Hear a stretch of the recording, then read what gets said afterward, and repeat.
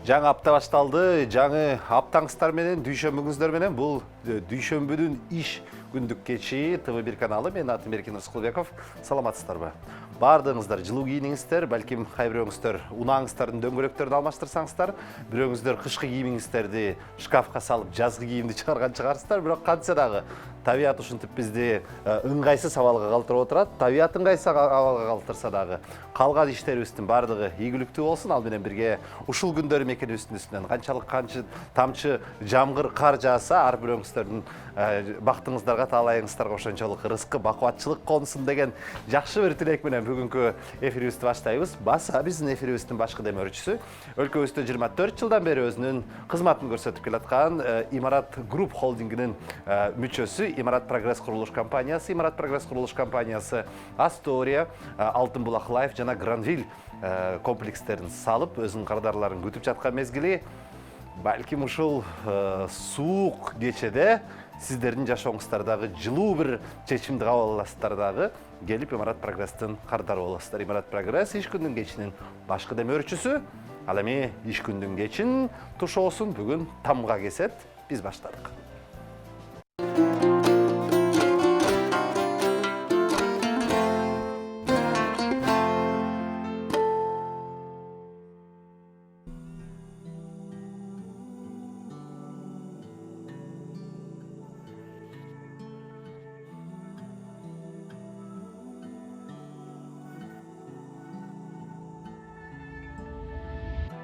Көк асманға тартып қырғыз ұлы тынбайд. Көкөлөгөн көр заманда ысык суу сынга сынбай. Көпөлөктөй бір күндүнө жыргалына жанды кыйбай. Көлөкөсү калың журтка көмүскөдө кызыл тудай. Түндөгөн аталбакан, таштар жыйра шараккан, таштар бүркөп булут калкан басса да дагы. Айкөл жүрөк берген о жараткан. Сурпактарым, намыс ыргактары, жүрөгүмдү болкуп, чулкуп турган малы. Ыйманыңа кыйбат кылгандар көп кыйнап, унутпаган кыргыз улуу, ыйман арты таң атары.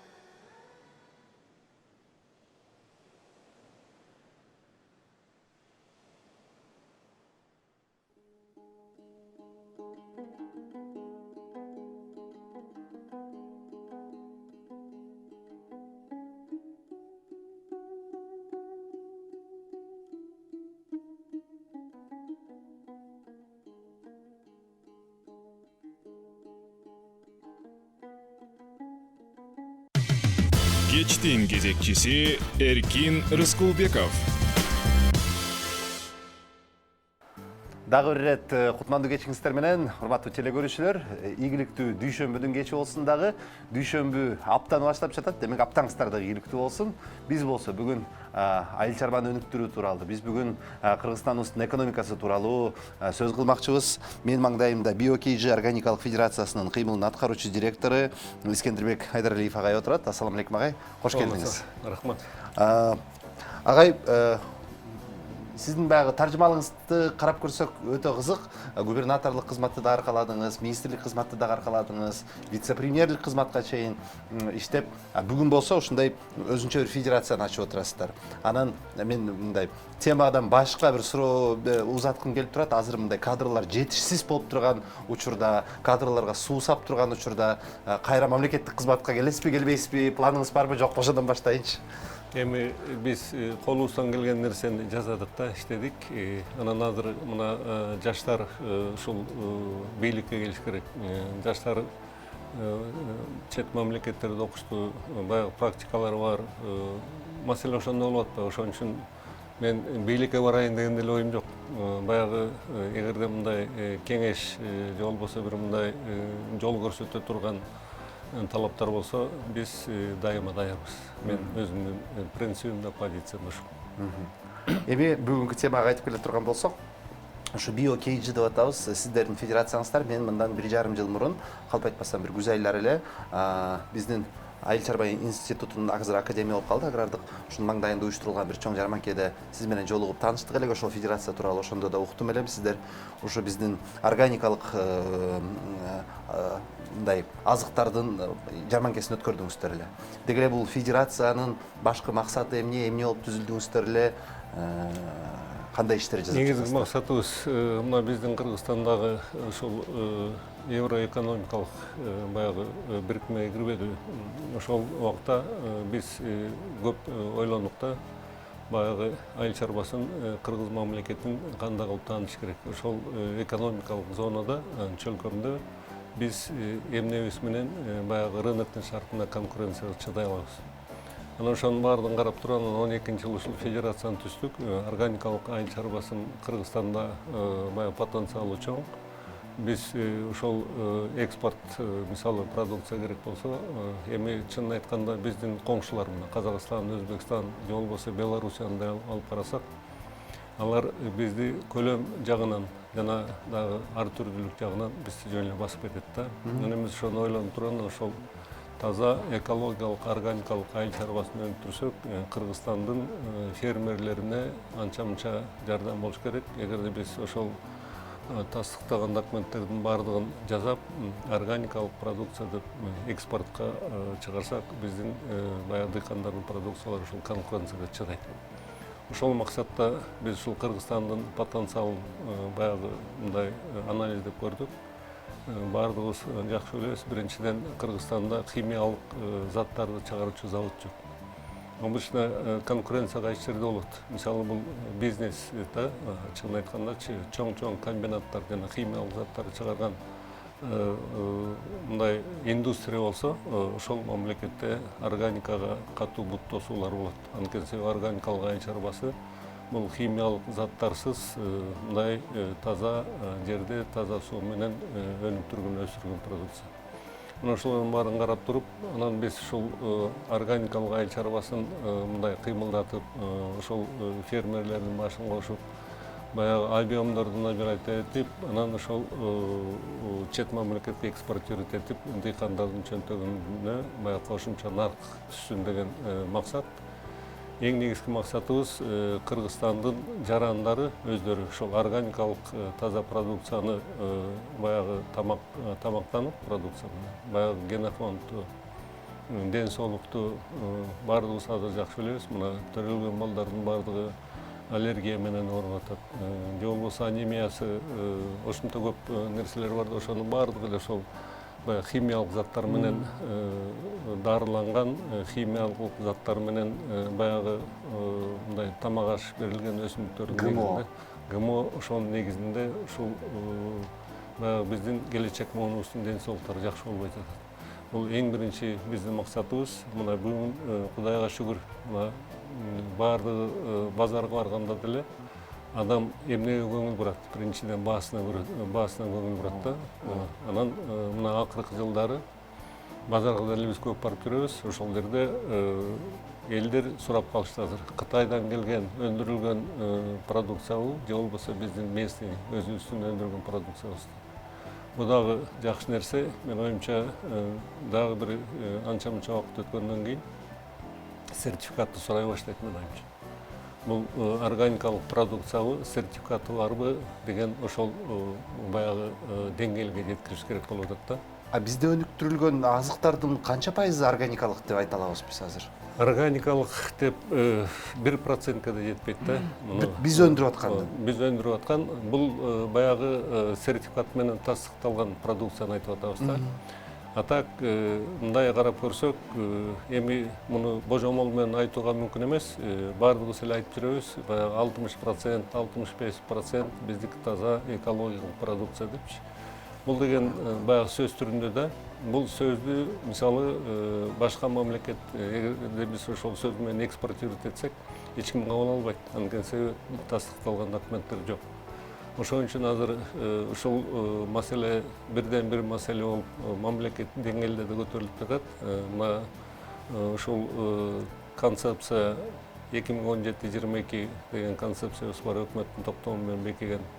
Ошондо эле жанагы өнүгүү баягы сур 40-жылга чейин деп кабыл алынганын жакшы билесиңер. Ошол жерде дагы органикалык компонент Кыргызстандын потенциалы жакшы, ушул органикалык айыл чарбасын бирден бир негизги багыт катары каралган да. Акыркынчы жылда биз канчага чыгарышыбыз керек ушул органикалык өнүктүрүү? Эгерде биз 100% чыгарсак, мисалы 100%ка чыгарсак, анда Кыргызстан органикалык мамлекет болот да. Мындай тажрыйбалар да бар. Ал мүмкүн эмес. Мүмкүн мына көп эле азыр мындай баягы халал дегенде эле модно болуп калды да, органика деле бардыгы ушул багытта карап калышпадыбы. Мисалы Кыргызстанда баардыгыбыз жакшы билебиз, мына 70 жылдын ичинде жанагындай уулуу заттар сакталган жайлар бар. Анан баягы техническая культура болгондон кийин бул жерде деген баягы темирден ошол уулуу заттар калган калдыктар бар. Мына ошолордун баардыгын биринчиден исследование жүргүзүп, баягы картасын сызып чыгыш керек да. Мунугу областта, мунугу районда органиканы өндүрсө болот, бул районда болбойт депчи. Анан мына 19-жылы жогорку кеңештин немесинде сессиясында каралып, ал жерде токтом чыккан 10 жылдын ичинде Кыргызстан органикалык мамлекет болсун деп туруп ошол өкмөткө тапшырма берилген да. Биз анда да айтканбыз, бул 100% Кыргызстан эч качан органикалык өлкө болбойт. 50%тен ашырсак дагы биз бирден бир мамлекет болобуз дүйнө жүзүндө. Мисалы дүйнө жүзүндөгү эң мыкты органикалык мамлекеттер өзүнүн продукциясын 7%ке чейин бүгүнкү күндө жеткизип атат да. Болгон 7%. А биз эгерде 50%тен ашырсак анда мен оюмча Кыргызстанга туристтер да келет, окумуштуулар да келет, аябай мындай чоң кыймыл болот да. Ошон үчүн биз азыр ушул багытта иш кылып атабыз. Анан бизде Кыргызстанда кичи майда чарбалар пайда болуп калды да реформадан кийинчи. 400 колхоз, совхоз болсо бүгүнкү күндө 380 миң тегерегинде майда чарба пайда болду да. Ар бир эле үй бүлө бүгүнкү күндө өзүнчө чарба печаты бар. Анан баардыгыбыз эле ушул айыл чарбасы менен иштеп жатабыз да, бирок ошол технологияны жакшы билбейбиз бүгүнкү күндө. Андан тышкары мына азыр карап турсаң чоң-чоң дүкөндөрдө дагы органикалык каймак же болбосо биологиялык быштак же болбосо айранды эле баягы өздөрүнүн логолорун коюп сатышып атат да. Эң бир жетишпеген нерсебиз мына ошол сатып алуучулардын арасында да түшүнүк жок да. Органикалык продукция болгондон кийин анын сертификаты болуш керек да. Ошону эч ким сурабайт. Баягы органикалык деп жазып койсо эле, сертификатты ким берет? Бизде барбы андай лабораториялар? Сертификатты бүгүнкү күндө улуттук деңгээлде мамлекеттин деңгээлинде бере турган орган жок. Бул органика жаңы эле башталды. Орган жок андай. Орган жок.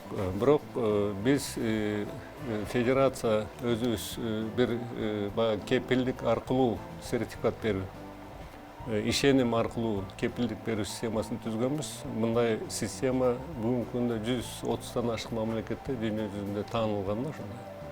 Бул жерде баягы Ал фермерлер кандай күчкө ээ ал?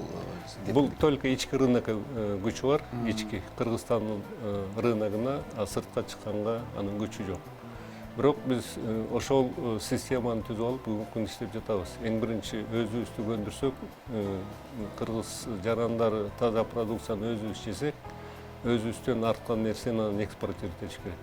Азык-түлүк коопсуздук баягы коопсуздугунда деле бизде Кыргызстан боюнча 9 баягы түрдүү продукция менен биз элибизди камсыз кылыш керек да, өзүнүн ошондой талаптары бар. Бүгүнкү күндө мен билгениме караганда эки эле түрүнөн биз өзүбүздү камсыз кыла алабыз. Калган жактарынан баардыгын чет мамлекеттен импорт кылып алып, ошонун негизинде биз элди камсыз кылып атабыз. Кайсыл эки түрү агай? Бул сүттөн, анан кийин немеден да, жашылчадан, картошка. Ошондо деле бирок сүттө тиги Белоруссия, Казакстандан көп келип атпайбы бизге? Келип атат. Андан тышкары биз айтабыз, мына кыргыздар этти көп жейт депчи. Даже ошол эт боюнча дагы бул жерде жанагы биологиялык норматив деп коет. Анан фактический норматив деп, ошол биологиялык нормативти биз этти дагы өзүбүздүн элди камсыз кыла албайбыз.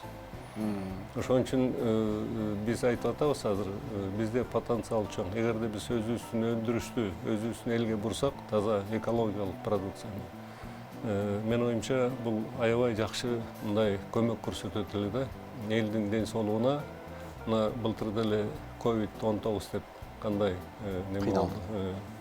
Ошонун баардыгы эле ошол химиялык заттардан жана иммунитеттин начарлыгынан дагы көп себептер менен ошол баягы тааж илдети да бизде катуу жүрүп калды. А сиз жанагыл жерлерди текшеришибиз керек, анан кийин эски химиялык заттар бар, жанагы хвостохранилищелер бар деп атпайсызбы? Мисал үчүн дейин, мен Жумгалдын Миңкушунан болом өзүм. Анан Миңкушта билебиз мындай калдыктар көп. Анан ошол Миңкуштун теригинде жашаган инсандар, мисалы үчүн мен органикалык өсүмдүк өстүрөм деп ниеттенген учурда дагы аба ырайы, радиация мүмкүн бербегенден урам органик өспөй калышы дагы мүмкүн турбайбы? Ооба, ошон үчүн картирование деп коет. Биз Кыргызстандын баардык булуң бурчтарын баардыгын изилдеп, кайсы жерде органикалык айыл чарбанын өнүктүрсө болот, кайсы жерде болбойт, мына ушул карап чыгыш керек да. Анан баардыгыбыз эле баягы айтып атпайлы, Кыргызстан момундай мамлекет, таза мамлекет.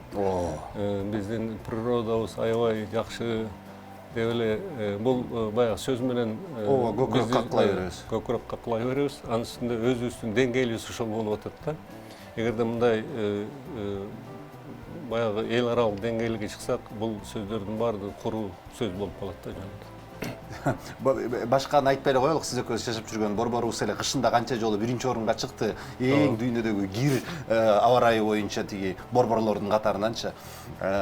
Эми жанагыл ички рынокту камсыздаш керек деп атасыз, бирок ал менен бирге сыртка экспортко чыгарууга дагы бел байлаш керек да. А бирок жанагы сиздердин берген сертификатыңыздар бул кепилдиктүү түрдө биздин ичибизде эле деп атасыздар. А сыртка чыгарыш үчүн андай сертификатты Казакстан береби, Россия береби? Анан кайсыл убакытта биздин өлкөбүздө ошондой эл аралык сертификаттарды берүүчү лабораториялар пайда болот? Бул жерде аябай процедурасы чоң да, мындай азыр бүгүнкү күндө ушул багытта иш жүрүп жатат. Мына улуттук деңгээлде Айыл чарба министрлигинин астында департамент органикалык айыл чарбасын өнүктүрүү боюнча түзүлүүдө. Бул департамент ошол органикалык айыл чарбасын өнүктүрүүнүн стратегиясын баарын иштеп чыгыш керек да. Ошол жерде сертификат, ошол жерде стандарт, ушул багытта азыр баягы иштөөчү топ түзүлгөн. Азыр бул багытта иш жүрүп жатат. Бирок эми биз Кыргызстандын масштабында ошол эл аралык деңгээлде биз ошону иштеп чыга алабызбы, чыга албайбыз. Мына тыштан дагы эксперттерди подключать этиш керек.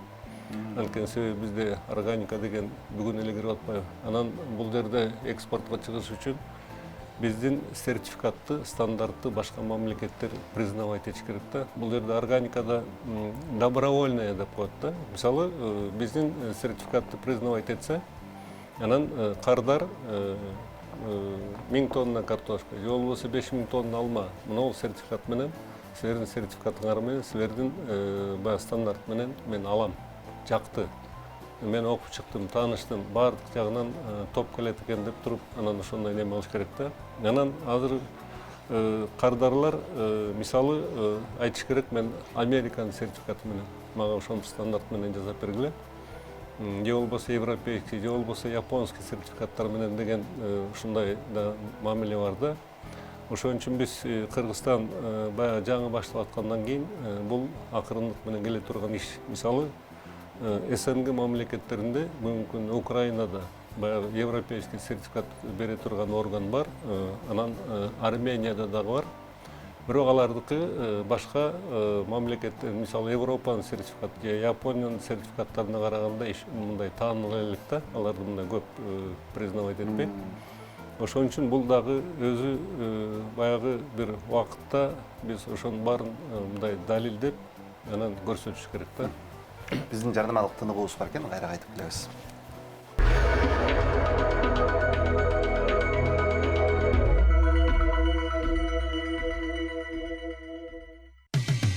Кечтин кезекчиси Эркин Рыскулбеков.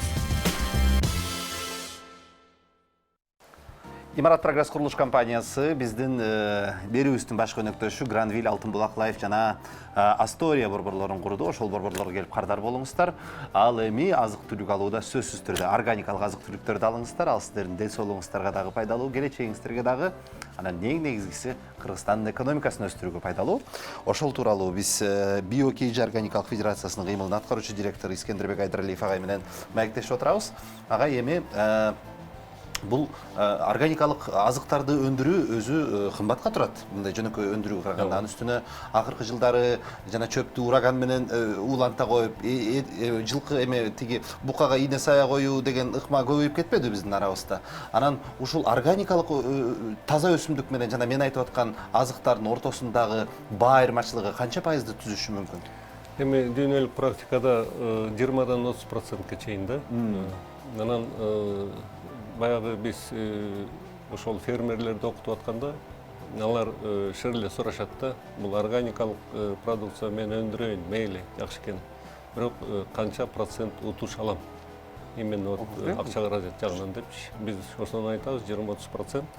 Бирок бүгүнкү күндө сен өндүргөн продукцияңды биринчи очередь өзүңдүн семьяңа бергиниң, анан артканын сатсаң болот депчи. Анан азыр эми биз ушул максатта бүгүнкү күндө Кыргызстанда жанагы объемдорду, мисалы көлөмдөрдү топтош кыйын болуп атат. Мен жана башында айтып кетпедимби? 380 миң бүгүнкү күндө майда чарба. 1 гектар, 2 гектар. Тышка алып кетиш үчүн чоң көлөмдөр керек да. Мисалы 5 миң же 10 миң тоннадан алып кетет. Оор Россиянын бир областында канча? Бир 5 тоннадан эч ким албайт. Ошон үчүн биз жанагы органикалык аймактар деп моделди киргизгенбиз да. Бир айыл бүтүн органикалык фермерлер болуш керек да. Жамаат болуп. Анан биз ал көптөр айтып атат, мына органикалык аймакта койдуңар ширле органикалык фермерлер болуп кетеби депчи. Биз айтып атабыз, ал эч кандай болбойт. Мүмкүн 5 жылдын ичинде, мүмкүн 10 жылдын ичинде ошол айыл органикалык аймак болушу мүмкүн. Бирок койгон максатыбыз ар бир фермерди баягы окутуп, өзүнүн көзү жетип, анан ошол айылдын баягы потенциалына биз карап атабыз да. Биздин органикалык аймактардын баардыгы эле ошол тоо зонасында, баягы суунун башында тоолуу химикаттар жетпеген ошондой жерлерди органикалык аймак деп эл менен барып сүйлөшүп, мына силердин потенциалыңар бар, мондай мүмкүнчүлүк, органикалык аймак болсоңор, органикалык фермер болсоңор, мондай иштер болот депчи. Андан тышкары биз ошол жалаң эле органикалык айыл чарбасы эмес, ал жерге жана агротуризм, мисалы тамагыңар таза болсо, тоолуу жерлердин баардыгы биздики кооз, баардыгыбыз жакшы билебиз, привлекательный. Ошон үчүн бул багытты да өстүрсөк болот деп атабыз да. Андан тышкары биз баягы өзүбүздүн ата-бабалардан келе жаткан баалуулуктарды ушул жака кошуп атабыз да. Баягы жаратылышка болгон мамиле, бизди бала кезде тарбиялаган баардыгын билебиз. анан улуу кичүүнү сыйлоо, аксакалды апаны сыйлоо, баягы ошол ырыс алды ынтымак деп баягы уруу болуп баштарын кошуп, бири-бирине жамандык каалабай, ич тарлык деген баягы карызгөйлүк деген жок эле эле ачыгын айткандачы. Мына ошолордун баарын эметип, анан таза тамак, органикалык айыл чарбасы, анан ошондо айылыңар гүлдөйт деп ошондой модельди кийип атабыз. Ал модель Кудай буйрса бүгүнкү күндө ошол жана концепцияга органикалык аймак деп кирип кетти өкмөттүн эмесинде. Анан эгерде ошол модельди биз мындай көрсөтүп алсак практикалык жүзүндө, менин оюмча кыргыз мамлекети ошол модель менен өнүксө болот да. Анткени себеби мына 30 жылдан бери баардыгыбыз эле жакшы билебиз да. Французский модель дедик, Америкадан алып келебиз, тияктан бияктан деп көп нерселерди кийридик да. Бирок Кыргызстан, кыргыздар аны деген мындай кабыл алган жок да. Ошон үчүн биз айтып атабыз, өзүбүздүн ата бабалардан келе жаткан каныбызда бар баалуулуктарды кошо ошол модельге кийирип туруп, анан өнүксөк болот деп ошол максатта мына 12-жылдан бери ошол ишти кылып атабыз. Биринчи ошол модельдерди биз ушундай алып баштаганда эч ким неметчи эмес, мындай силер каякта жомокто айтып атасыңар депчи. Азыр мына карап турсаңар, мына акыркы 2 жылда баардыгы айтып атат. Биздин ата бабалардын каада салты, анан баягы деп кол өнөрчүлүк деп көп маселелерди уже коюшуп атат да. Биз ошону 12-жылдан бери айтып келатабыз. Биздин модель ушул деп. Бу дагы менин оюмча баягы биз анын авторубуз деп мактанбайбыз, бирок мындай өзүбүздүн бир жетишкен нерсебиз болуп калды да. Органикалык айыл чарбасы, анан кийин биздин ата бабалардын баягы баалуулук, ошол баягы культурабыз, маданиятыбыз, баалуу салттуу билимдерибиз, ошонун баардыгы ошол органикалык аймак моделинде отурат. А бирок органикалык азыктарды сактоо дагы мындай кыйынга турат да, себеби башка продукцияларды сактоо мөөнөтү узагыраак болсо органикалык продукция бат эле бузулуп кетет да. Туура. Ошол баягы эң көйгөйлүү маселе болуп атат. Биз ошол органикалык аймактардан мынау чоң-чоң маркеттерге сүйлөшүп, картошкасын, сабизин, тигуларын баарын алгыла десек, алар айтып атат. Ар бир жумада мынча тоннада бизге тынымсыз жеткирип турасыңар. Айыл жергесинде ошол сактоочу жайлар жок да. Анан бул маселе өтө кыйын болду. Биз былтыр мурдагы жылы ушул бир баягы сатуучу фирма менен сүйлөшүп, анан ар бир жумада мынча килограммдан сабиз 2 жолу жеткирдик, 3-үчү жолу жеткире алган жокпуз. Анткени себеби кыш келди, дыйкандар ороолорун жабат, анан чилде бүткөндөн кийин атышат да. Анан ушул багытта менин оюмча мамлекет азыр баягы ошо чоң-чоң сактоочу жайлар боюнча да иш жүргүзүп атпайбы. Эми биз ошол органикалык продукция өзүнчө болуш керек, тигилер менен кошулбаш керек, баягы традиционный химиялык заттар менен өстүрүлгөн продукцияларга. Ошон үчүн азыр бул багытта аябай иш жүргүзүш керек болуп атат да. Бирок ошондой эле рефрижераторлор, ошондой эле муздаткычтар керек да. Ооба. Же башка өзгөчө технология керек? Эч кандай ошол эле технология менен керек, бирок ал жана химиялык заттар менен өстүрүлгөн продукциянын жанында органикалык продукция турбаш керек да. Бөлөк-бөлөк болуш керек да. Ошон үчүн ушул багытта баягы чоң 2000 тонна, 3000 тоннан бүгүнкү күндө кереги жок. Мисалы органикалык аймактарга бир 2-ден 3 аймакты бириктирип, ортосуна бир нерсени салсак болот да. Биз ал багытта да иштеп атабыз. Анан эми менин оюмча бул анча-мынча убакыт талап кылат да. Демек мындай биздин маегибизди бир аз жыйынтыктоого келип калганда, мынтип айтсак болот экен, ошо органикалык продукциялардын азыркы чыгып аткан көлөмү ички рынокты жабууга жетип атат. Жетип жетпей атат. Биринчи ички рынокты жаап алгандан кийин өзүбүздүн үй бүлөбүз деп атпайбызбы? Өзүбүздүн үй бүлөбүз деген өзүбүздүн мамлекетибиз, өзүбүздүн улут деген сөз да. Өзүбүздүн улутту бир туура тамактандырганды үйрөнгөндөн кийин анан кийин сыртка чыгарууну дагы баштасак болот экен. Эгер мындай приоритеттүү карай турган болсок, буйрса дейлик, органика сиз айткан 6-7%, 15-50% өссүн. Ошол учурда эң биринчи приоритеттүү көрүнгөн мамлекетибиз кайсыл чыгара турган? Мына жакында эле Өзбекстанга барып келди. Өзбектерби, кытайларбы, казактарбы, кимге биз жана европейский сертификат деп атпайлыкпы?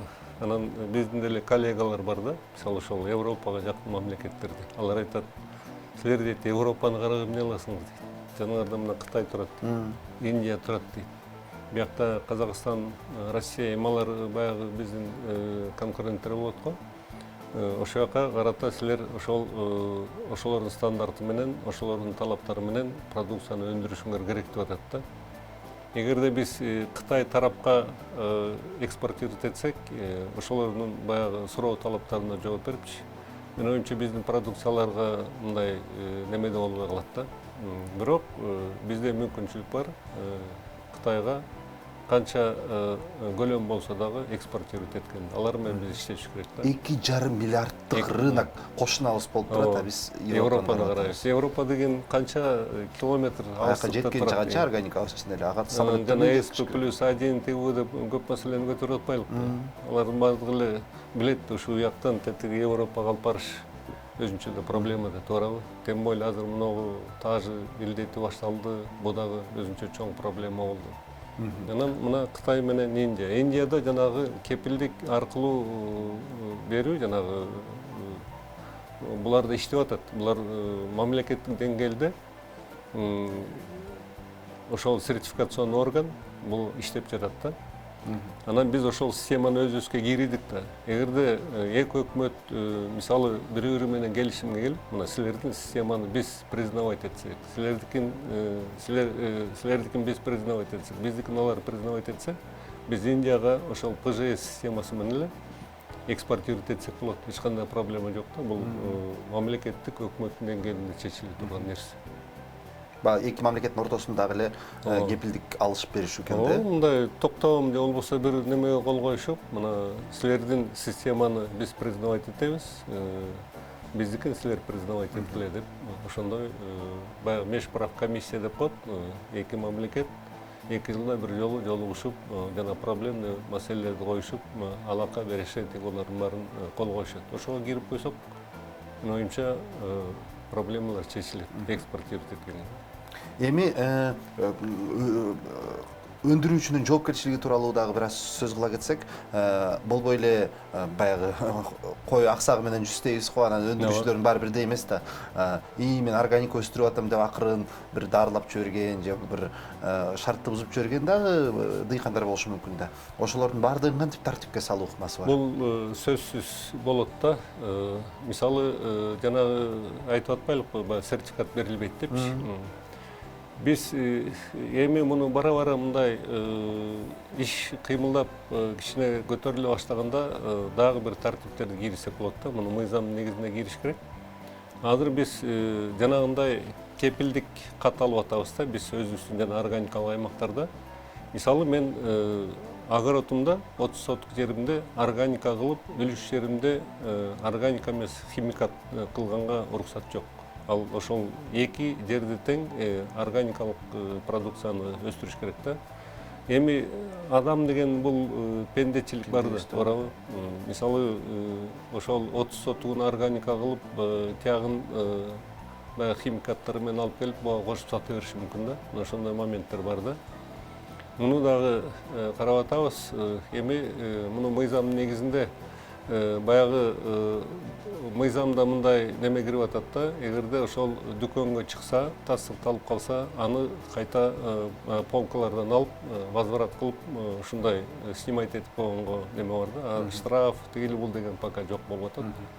Анан бул жерде эми эң биринчи ар бир адамдын пейили ичиндеги иманы түз болуш керек да. Биз жанагы өзүбүздүн принцип ошондой да. Баягы честность, прозрачность, анан деген ушундай принциптерибиз бар. Анан эми 5 кол тең эмес, аны баарыбыз жакшы билип турабыз. Сиз башында халал деп айтып өтпөдүңүз, анан канчалык халал деген күндө деле кээде ошол өндүрүүчү процесстин бузулганын, өтө деле халал болбой кеткенин деле учурлар байкалып атпайбы? Баягы халал такси, халал кафе, халал тигүү дегендер көп нерселер болуп кетпеди. Халал деген халал такси кандай болот, мен ошого түшүнбөйм да. Ал жерде ушундай моменттер бар да. Анан ошондой эле бул органикалык айыл чарбасында ушул эме болуп атат да. Органик такси дегенде эле барабар болот Органик таксиде болуп кийин. Анчын электромобилдер керек экен. Ага, эми мына биздин кыргызстандык сатып алуучу дүкөнгө кирди. Дүкөнгө кирип, полкаларды карап атканда түрдүү жанагы сиз айтып аткан айранда деле, балда деле органик деген жазууларды көрүп атабыз. Эми бул нерсени канткенде сиздин сунушуңуз органик же органик эмес экенин аныктап алыш керек мындай бир караш менен. Сертификат болуш керек да. Мисалы мен кефир, органикалык кефир болсом, ошонун жанына сертификат коюп коюш керек. Сертификаттын көчүрмөсүн. Сертификаттын көчүрмөсүн коюп, анын суроктору болот да, бир жылда бир жолу берилет алчы. Кээ бирлер мисалы бир жыл алат да, аны 5 жыл колдонушу мүмкүн да. Баягы түшүнбөгөн баягы сатып алуучу барат дагы сертификатын көрсөтүп коет, ал жылдарын карабайт. Ошон үчүн бизде бул маселе эң көйгөйлүү маселелердин бири. Ошон үчүн баягы жалаң эле фермерлерди окутпай, бул сатып алуучуларды окутуш керек болуп атат да. Мына биз аны кандай жол менен алып барыш керек? Мына силерге окшогон телевидение, мамлекеттик телевидение, общественный телевидение болгону мамлекеттик эле болуп атпайбы? Муну ачык айтып коюш керек. Алындай жерлерге биз кайрылсак азыр шыр эле акча сурайт да. Биздин жарым сааттык передачабыз момча сом. Бизди мамлекет каржылабагандай, биз өзүбүз проект жазабыз, тияктан бияктан акча табабыз. Ana ушундай моменттерде мамлекет колдоого келиш керек болуп атат да. Мисалы гезиттерден, же болбосо ушул телевидениеден, өкмөттүн жыйындарында жергиликтүү бийликтерге бир тапшырма берип, же болбосо бир мындай конкурстарды уюштуруп, мисалы айылдардын арасында, райондордун арасында мындай бир иш кетиш керек болуп атат да. Анан элдердин арасында агартуу ишин жүргүзүү. Агартуу ишин жүргүзүш керек да. Ар бир адам түшүнүш керек, сертификат бул деген тастыктаган. Эгерде ошол сертификат берилген продукциялар жанагындай болуп органикалык эмес болуп чыгып калса, анда сертификат берген орган жооп берет. Кеп башы менен. Ушундай немелери бар да. Ошонун баардыгын мыйзамдын чегинде, баягы көбүрөөк биз ошо агартуу, ошо окуш керек, элди агартыш керек да, көзүн ачыш керек. Эми жарманка качан болот? Жарманка октябрдын орто ченинде жыл сайын өткөрүп атабыз. Быйыл 9-чу жарманканы өткөрөбүз. Буйруса. Буйруса. Анан могу баардыгы обстановка жакшы болуп турса, мен оюмча жылдан жылга жарманкеге баягы өзүң барып алып барганда ошондой 2000 адам келип катышты да. Жылдан жылга баягы катышуучулардын. Бул нерсени баягы онлайн форматкада өткөрсө болот го деп болду. Болот. Буйруса. Болот. Буйруса. Рахмат. Урматтуу телекөрүүчүлөр, Биокейж органикалык федерациясынын кыймылын аткаруучу директору Искендербек Айдаралиев бүгүн бизде мейманда болду. Агай, келип бергениңизге чоң рахмат. Ийгилик болсун. Баардыгыбыздын дастарконубузда таза, ден соолукка пайдалуу азыктар көп болсун, мол болсун. Рахмат. Рахмат. Ийгилик. Биз улантабыз.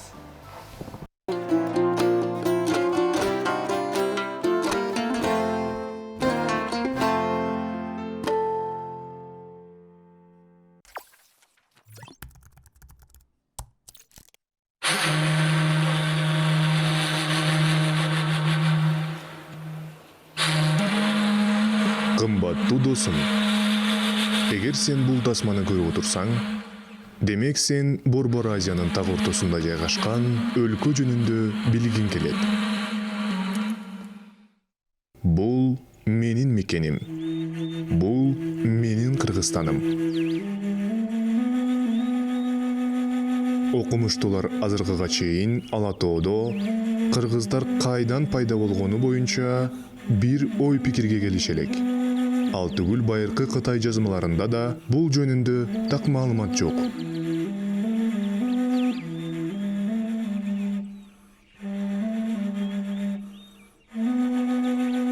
Миллиондогон адамдар мекенимди жакшы көрүшөт. Бирок миллиарддаган адамдар анын кооз жана укмуштуу өлкөнүн бар болгонун да билишпейт.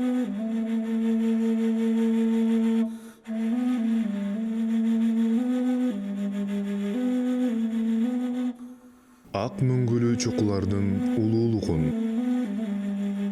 деңиз деңгээлине 1000ден ашуун метр деңгээлинде жайгашкан көлдөрдүн мемиреген тегиз бетин биринчи жолу көргөн, тоолуктардын камкордугун жана меймандостугун сезип билип көргөн. Ар бир турист буларды эч качан унутпайт.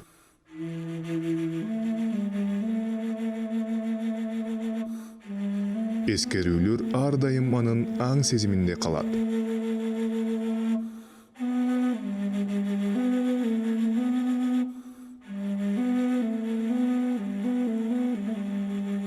Бардыгы өз ара байланышкан.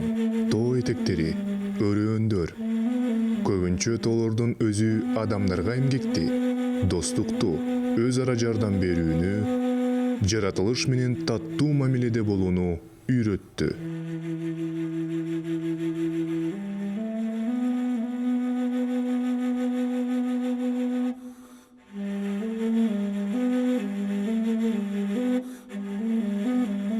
Көк асманды, жан жаныбарларды, өсүмдүктөрдү кылымдар бою байкап жүрүү кыргыздарга акылмандыкты, турмуш күчүн жана өз чеберчилигине ээлик кылууга жардам берди.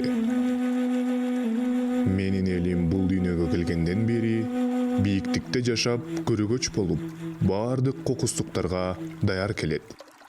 Бирок убакыт эжа бербейт. Жаңы муун эски муундун ордуна келе берет.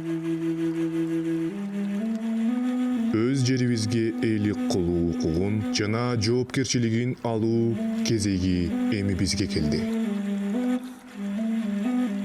Аттиңай, өз мекенибизди чет элдик туристтердин видео материалдарынан көрүп калып, ошол замат сыймыктанып калганыбыз далай ирет болот. Okey, менин атым Николас, швейцариялыкмын. Бирок Кыргызстанда жашайм, 3,5 жыл болду. Кыргызстанды абдан жакшы көрөм. Анан Кыргызстан жөнүндө колугу алтынды баркы жок. Көп адамдар билишпейт мындай коз кереметтүү. Кыргызстан аябай коз экен. Анан Кыргызстан мени дайыма суктандырат.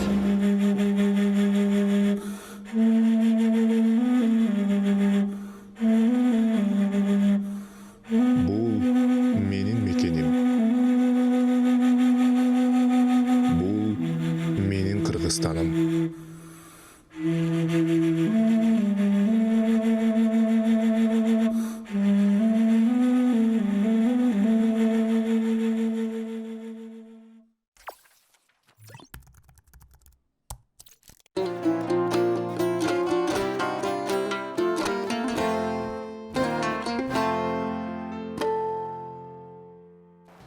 Иш күндүн кечи уланууда биз бүгүн Кыргызстандын өндүрүүчүлөрү тууралуу, Кыргызстандын экономиканы алдыга акырындап жылдырып келаткан инсандар менен баарлашып жатабыз. Мен маңдайымда Билал Kids текстиль фабрикасынын аткаруучу директору Максат Калдырбеков мырза. Максат мырза, ассаламу алейкум. Кубанычтамызды көрүп турганыма. Мен дагы кубанычтамын сиздер менен. Билал Kids деген балдардын баш кийимдери негизинен, анан кийимдери.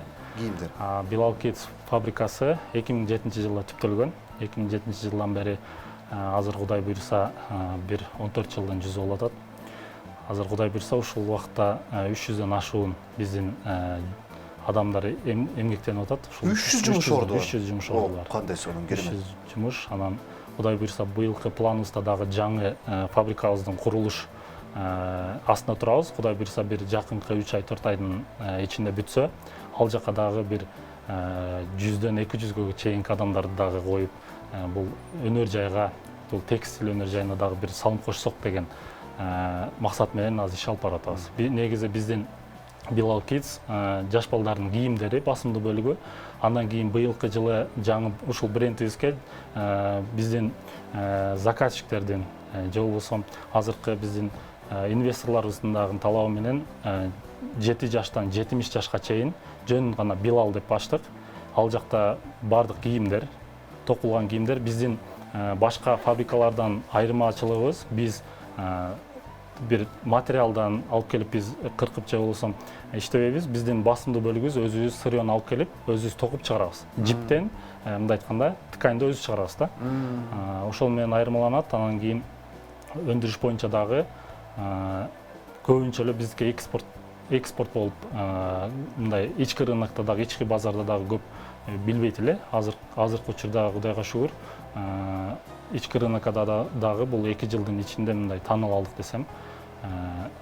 таанылалдык ошол боюнчачы. Сиз бир нече жылдан бери иштеп атам деп атасыз, бирок Bilal Kids деген марканы, Bilal Kids деген брендти эмнегедир мындай көп учурабайбыз да. Бул эмне себептен? Же чындыгында экспортко көп иштеп салдыңыздарбы, же болбосо баягы ички рынокко чыгып атканда мындай брендке көп басым жасаган жоксуздарбы? Негизинен биздин басымдуу бөлүктө эле негизинен брендке байланыштуу. Бирок экспорттун көптүгүнө байланыштуу биз ички рынокко бир аз, мисалы үчүн 30% ички рынокко койгонубуз үчүн бир аз таанылбадык го деп ойлойм. Анан акыркы 2 жылдын ичинде биз ички рынокко дагы биздин өндүрүш үлгүрө алды. Ички рынокто дагы камсыздайбыз деп, себеби биздин ата мекендик өндүрүштө өзүбүздүн дагы элдерибиз, өзүбүздүн адамдарыбыз дагы кийсин деп бул продукцияны да чыгарып, Кудайга шүгүр, азыр бир темпке түшүп, азыр ички рынокто дагы уже басымдуу бөлүм ээлеп калды.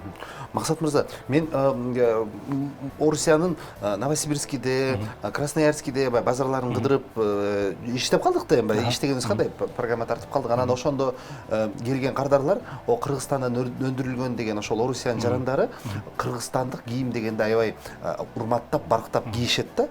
А эмне себептен биздин Кыргызстандын ичинде ошол эле Дордойдо же Орто Сайга бир контейнерге кирип, анан кийин каяктан өндүрүлгөн дейт да.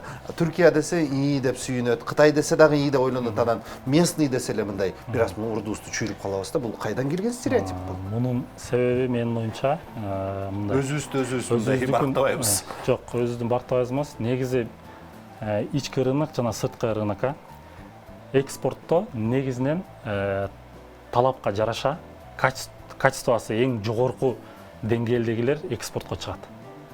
Булар биринчиден кымбат товарлар, качествосы дагы ошол заказчиктан, мисалы үчүн Европага дагы экспорт кылганыбызда бул талабына жараша болуш керек. Мисалы үчүн биз жөн эле келип базардан мисалы үчүн ткань алып эле же болбосо мындай көрүнгөн нерсебизди жасай албайбыз да. Бул жерде ар бир нерсени мисалы үчүн жумушчудан баштап, жумушчу ал жерде кандай тамактанганынан баштап бул экспортто мисалы үчүн бир фабриканын негизи өзгөчөлүгү, биздики мисалы үчүн фабрикада өзгөчөлүгү бул жумушчунун кийиминен баштап тамак аштына чейинки нерсеге көңүл буруу бар да. Ошон үчүн экспортто дагы биздин талабы өтө чоң. Мындай айтканда качестволуу кийимдер сыртка чыккан үчүн башка өлкөдөгүлөр бизге мындай суктанып, ушул Кыргызстандын өндүрүлгөн товарлар жакшы деп баа берсе, биздин ички рыноктогулар арзан болушун мындай каалайт да. Себеби Кытайдан, башка жактан бизге импорттолуп келген товарлардын көпчүлүк бөлүгү фабричный деп келет, бирок бизден өзүбүздөн чыккан продукциянын мындай качествосу бир аз биздин базардын талабына ылайык чыккан үчүн бир аз арзаныраак жагына да кылабыз дагы. Качан биз өзүбүздүн продукцияны кийгенде биздин качествобуз жок экен, же болбосо өзүбүздүкү жакшы тикпей атышат дейт да. Азыр бирок ал деңгээлден дагы уже өтүп келатабыз. Себеби азыркы учурда биздин ушул өндүрүштө салым кошуп келаткан чоң фабрикалар бар. Мисалы үчүн бизде деле бир 3-4 чоң фабрикалар бар. Алар деле өзүнүн өндүрүшүн ички рынокко сатканда адамдар уже издеп калды. Мисалы үчүн Bilal Kids'те биз трикотаж бөлүгү өзүнчө, анан мындай токулган кийимдер өзүнчө. Бирок бул трикотаж маселесинде бардык адамдар мындай жасай алышы мүмкүн.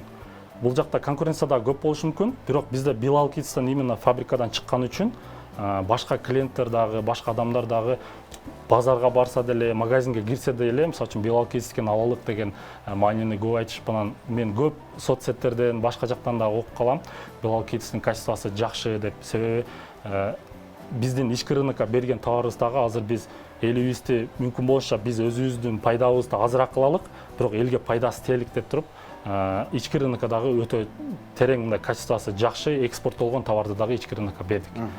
Кудай буйрса бул нерсе дагы эле акырындан жоюлуп келатат, себеби башка биздин өндүрүшчүлөр дагы түшүндү биздин ички рынокто дагы көп количествоны сата турганын, же болбосо биздин ички рынокко дагы керек экендигин да түшүнүштү. Сиздер өндүргөн продукциялардын канча пайызын ушу биздин ички рынокто калат?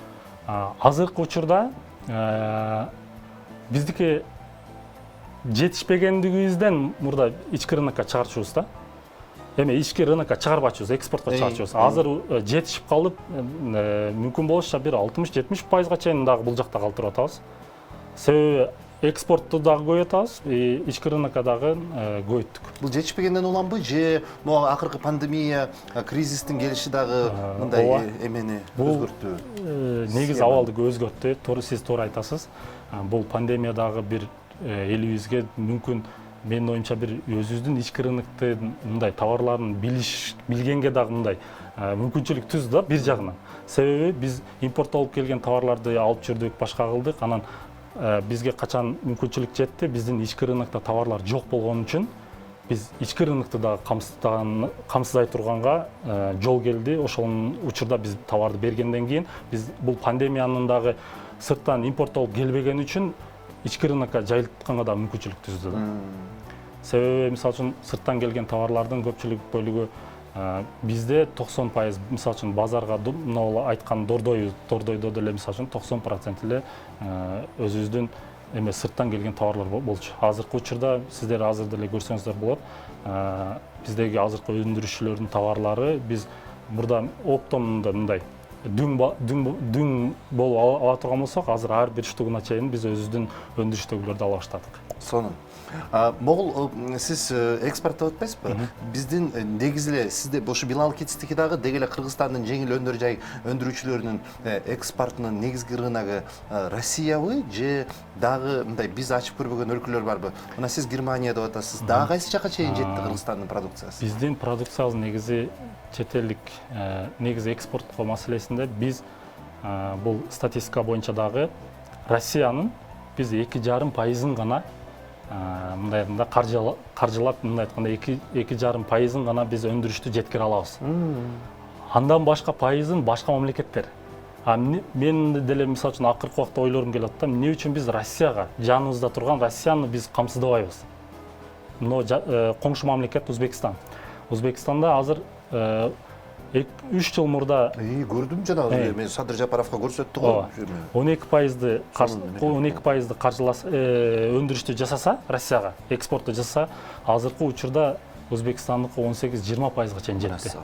Бизде эмне үчүн биз ошол нерсени кыла албайбыз? Эмне үчүн бизге ошол нерсе мүмкүнчүлүк жетпейби деген дагы маселелер болуп, азыр дагы биз жалаң эле жумушчу күччү эле экспорттоп атып, экспорттоп атып, биз мисалы үчүн азыр мүмкүн жакынкы бир 2-3 жылдын ичинде Кудай буйрса мүмкүн Россияны дагы бир 5%га камсыздасак дагы биздин өндүрүшүбүздү мындай толуктай алат да. Себеби Россияда элдин көпчүлүк мындай айтканда калкынын саны көп.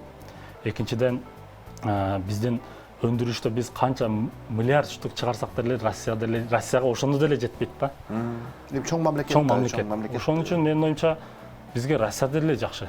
Анан башка мамлекеттерге кыла турган болсок, биздин азыркы учурда акыркы кездерде биздин өндүрүшчүлөр деле түшүнүп баштады. Экотекс, мына штриховой код деп ушул нерселер дагы бизге керектүү экен. Себеби мисалы үчүн экспортко жасаганда биз жөндөн эле мисалы үчүн товарды жөнөтсөк эле болбойт да. Ал үчүн сертификация керек. Мисалы үчүн ар бир товарга ал кайсыл жактан өндүрдү, ал зыянбы, ошол үчүн биздин Кудай буйрса лабораторияларыбыз ачыла турган болсо, бизде мүмкүн Европага талап өтө чоң. Себеби биз кээ бирде мисалы үчүн Кытайдын кээ бирки фабрикаларына караганда биздики мындай бир жагынан качестволуу, экинчисин адамга зыяны жок. Мындай ушул нерселерди өндүрүп баштадык. Бизде потенциалыбыз барбы? Ошол эле Бангладеш, Вьетнам, Кытайдыкой сыяктуу дүйнөнүн булуң бурчуна таанылган бренддер завод фабрикаларын ачып бизден дагы өндүрүп чыгаруудан. Ошол эле Nike, ошол эле Puma, Dolce & Gabbana жана башка. Алар өзүнөн тикпейт да. Ооба. Бизде деле мисалы үчүн көп сунуштар түшөт. Полодон башка магазин брендтерден түшөт. Келгиле силер бизге иштеп бергиле. Биз Азияга ушул жактан мындай айтканда, центрин ушул жерден кылайлык, Азияга сатайлык. Азияда себеби магазиндер көп да, брендтердин. Ооба. Тигелик бирок ушул убакытка чейин эми араңдан гана фабрикалар мындай өзүнүн калыбына келип, кайсыл нерсе бизге керек экендигин, кайсыл нерсе керек эмес экендигин билип, азыр талапка жооп берип эми иштешип баштадык. Бул эмнеге болбосун? Бизге мүмкүнчүлүк өтө чоң. Брендтер азыр деле мисалы үчүн кайсыл магазин болсун, кайсыл бренд болсун, азыр биз менен иштешкенге даяр. Бирок алардын шартына биздин деңгээлибиз өтө мындай аз болот да. Ошон үчүн бизге мүмкүнчүлүк түзүш керек. Деңгээлибиз деген бул технологиябыз боюнча, тажрыйбабыз боюнча. Ошон үчүн биздики машинка оверлок ошо менен токтоп калдык да. Машинка оверлоктон башка жок, бизде деле бар. Аны биз не только бир оверлок же болбосо менен эмес, бизде дагы мисалы үчүн башка жакта, мисалы үчүн азыркы биз Штоль деген компаниялар менен дагы иштейбиз. Мына дүйнөдөгү Германия, мисалы үчүн Германиядан өндүрүлөт. Дүйнөнүн булуң бурчунда бул Мерседес сыяктуу да. Бул аппараттар чоң баада турат, бирок ошол аппараттардын бизге мисалы үчүн мамлекет бизге жардам берип, бир лизинг форматында же болбосо бизге пайызы бир аз кылып берсе, биз ошол заводдор менен келишим түзсөк, биз ошол аппараттарды алып келсек, эмнеге болбойт? Бизде мүмкүнчүлүк өтө чоң. Азыр экинчиден дагы бир айта турган нерсе, азыркы учурда баардык мамлекеттерде дүйнө жүзүндө бул коронавирустун эмесин зыянынан келип, кээ бирки өнүкпөй жаткан мамлекеттерге бул пайда жагын дагы тийгизип атат да. Себеби базарда болобу же болбосо мындай айтканда дүйнөлүк базарда экспорттолгон товарда кээ бирки мамлекеттер өздөрүнүн завод фабрикаларын жаап атат. Себеби көп количествону мисалы үчүн жеткире алышпай атат, же болбосо завод фабрикада мындай ишчи көйгөй. Мисалы үчүн бизде азыр карантин деп коебуз, бирок элдер кеңир жүрөт да. Башка мамлекеттерге чыксаңыздар, үйдөн чыга албайсыз. Үйдөн чыга албай, без маска же болбосо тамактана албайсың да. Анан бизде жыргап эле жүрөбүз негизинен. Анан эгер ал маселени кыла турган болсо, бул Максат мырза, баягы кыргыздын мындай кенебестигинин позитивдүү жагын көргөн сизди көрүшүм сонун экен. Мен буга чейин эмнеге мындайбыз деп атсам, көрсөң жакшы жактарды бар турбайбы? Бизде реклама, анан улантабыз.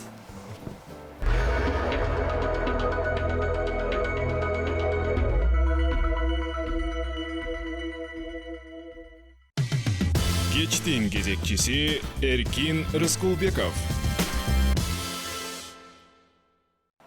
Дүйшөмбүнүн кушубак кечи, урматтуу телекөрүүчүлөр, ТВ1 каналы иш күндүн кечи, мен Эркин Рыскулбеков. Жана биздин программабыздын башкы өнөктөшү Имарат Прогресс курулуш компаниясы. Имарат Прогресс, Имарат чекит Прогресс деп Инстаграмдан кирсеңиздер, биздин демирчинин баракчасына киресиздер. Анда Алтын булак Лайф, Гранвиль жана Астория борборлорунда көрө аласыздар. 0708 996 996 WhatsApp жана Telegram номерибиз.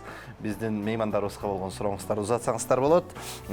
Максат Калдарбеков, Билал Kids фабрикасынын аткаруучу директору маңдайымда отурган мезгили. Эми Максат мырза, бизде ушул жеңил өнөр жайды өндүрүүдөн тышкары сиз мындай бизнесмен катары дагы кандай потенциалдуу тармактар бар өндүрүш боюнча? Эми машина куруу же болбосо дары-дармек чыгарууга бир аз эрте го. Кайра иштетүү биздеги эң чоң көйгөй. Переработка. Себеби бизден чыккан, мисалы үчүн азыркы биздин Кыргызстанда, мисалы Бишкек шаарында өтө көптөгөн кичи цехтер бар. Алардан чыккан жанагы мусор деп коебуз эми. Чыкканда калдыктарды биз иштете турган, азыр ошол калдыктар дагы сыртка, мисалы үчүн экспорттолот. Турция мамлекетине, Өзбекстанга экспорттолот. Биздин калдыктарды ал жака сатабыз. Эмне үчүн? Ал калдыктардан кайрадан жип, кайрадан ткань чыгарышат. Буларды кайрадан топтоп, мындай айтканда боёп, кайрадан бизге кайрадан эле өзүгө сатат. Өздүн калдыгыбызды өзгө сатып алабыз биз кайрачы. Биз эмне үчүн ошол нерсени кылбайбыз деген дагы бир суроо жаралат да. Себеби бизде мисалы үчүн көпчүлүгүбүз эле Бишкектеги эмес, Кыргызстандагы өндүрүшчүлөрдүн көпчүлүгү эле мисалы үчүн материал менен иштешет. Анан эң керектүүсү жип. Ошол жиптерди дагы биз башка жактан сатып алып атпайбызбы? Ошол нерсени эле мисалы үчүн кошуна мамлекеттер бизге өзүбүздүн калдыктарыбызды өзүбүздөн алып, кайрадан эле өздүк калдыкты бизге сатып атат. Бизге ушул нерсенин дагы эң чоң көрүнүш. Экинчиси, жана бир эле бул текстиль тармагында эмес, башка дагы биздин өзүдөн сырттан чыккан, мисалы үчүн азыр бул жакка өтсөк, могул кайсы жак деп коебуз, Дордой тарапка өтсөңүздөр деле мусорлордун, калдыктардын көптүгү окмуш. Ошону шаардык свалкаларды карасаңыздар, мындай эме болуп кетесиң да. Ошол нерседен мындай көңүлүң ачып, эмне үчүн биз ушул деңгээлге келип калдык? азыр шаарда отуруп биз мусорду мындай ыргытканды билип атабыз, бирок ал эмне болуп жатканын биз кабарыбыз жок да. Мен атайын дагы өзүм дагы барып келдим, бирок ошол нерсени да иштете турган нерселерди ачышыбыз керек. Бирок мына шаардык кеңештин шайлоосу келе атат. Ар бир шаарга келе аткан кеңеш, ар бир мэр мен мусор өндүрүүчү, мусор переработка заводун куруп берем деп убада берет деле таш баракет жок. Жакшы, ошондой эмеге ишке ашыра албай атат. Негизи анан Билесизде, Европада мусор бул прибыль. ооба, Европада мусор бул бизнес. ооба. Ооба, биз мисалы үчүн Европага сыртка чыксак деле көрүп алып, анан биз өзүбүздүн, мен деле мисалы үчүн байкаган эмесмин да, атайын барып көрүп келгенден кийин мындай уюм ачып өтө чоң биздин көйгөй экен. Бирок баягы темадан бир аз чыгып кеттик. Билесизде, ал жак өзүнчө бир мафия болуп кеткен. Ал жак территория менен бөлүнүшүп, эми ал жак өзүнчө дагы бир бизнес. нерсени сизден сөзүңүздү бөлсөм, бир нерсени айта кетсем, мисалы үчүн бизде азыр завод, фабрикалардан мурда азыр мисалы үчүн кичи кафелердин мындай бизде инвесторлорду издейбиз да, бирок инвесторлор биздин өзүбүздүн эле Кыргызстанда толо турат да. Ал инвесторлор көпчүлүгү мүмкүн бул жакка мындай көп мээнетин кетиргишин келбейби, же болбосо бул жактан оңой деп эсептейбин. Мына мисалы үчүн кафе эмелерди курганда, мисалы үчүн бизде тойканалар көп. Ошонун ордуна эмне үчүн бизде өнөр жайды колдобойт, же болбосо ушул жакка эмнеге инвестиция кылбайт деген суроо жаралат да. Себеби ушул эфирден дагы пайдаланып айта кетсем, биздин мисалы үчүн элибиз бай, бирок мамлекетибиз мүмкүн жардыраак болушу мүмкүн. Бирок биздин элибиз бай да. Бизде мисалы үчүн азыркы учурда дагы көптөгөн мындай объекттер салынып атат, бирок могу өндүрүшкө эми эле мындай элибиз басым жасап баштады, бизде өндүрүш кылсак болот деген. Өзү негизи бир сөз бар да. Адамдарга балыкты сен алып, бышырып сен оозуна бербе дейт. Тамак кылып бербе. Сен адамдарга балык тутканды үйрөт дейт да. Балык тутканды үйрөтсөң, адамдар мындай айтканда критикадан дагы алыс болушат. Анан мамлекеттин өнүгүүсүнө дагы, элдин дагы мындай жумушсуздук маселесин дагы чече турган маселе да. Биз дагы ошол үчүн элдерге мүмкүнчүлүк берсек, элдерге биз завод, фабрикаларды курсак, өндүрүштү күчөтсөк, биз Кудай буйрса мындай айтканда бир Европага кылбасак дагы, Азияда дагы бир чоң мындай каржыланган мамлекет болобуз деп ишенем деп өзүм үмүттөнөм. Биздин жеңил өнөр жайдын потенциалы дагы толук ачылып бүтө элек экен да. Ооба.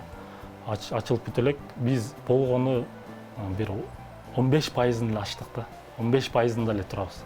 Биз болгону бир жипти алып келип эле, же болбосо бир материалды алып келип эле тигип кайра сатканды билип атабыз да азырчы. Биз анын сырьёсу деп коебуз, мисалы үчүн жиптер башка жактан импорттолуп келет да. Биз ошол нерсени өзүбүз чыгарганда, анан биз толук кандуу бир өндүрүшчү болуп алабыз.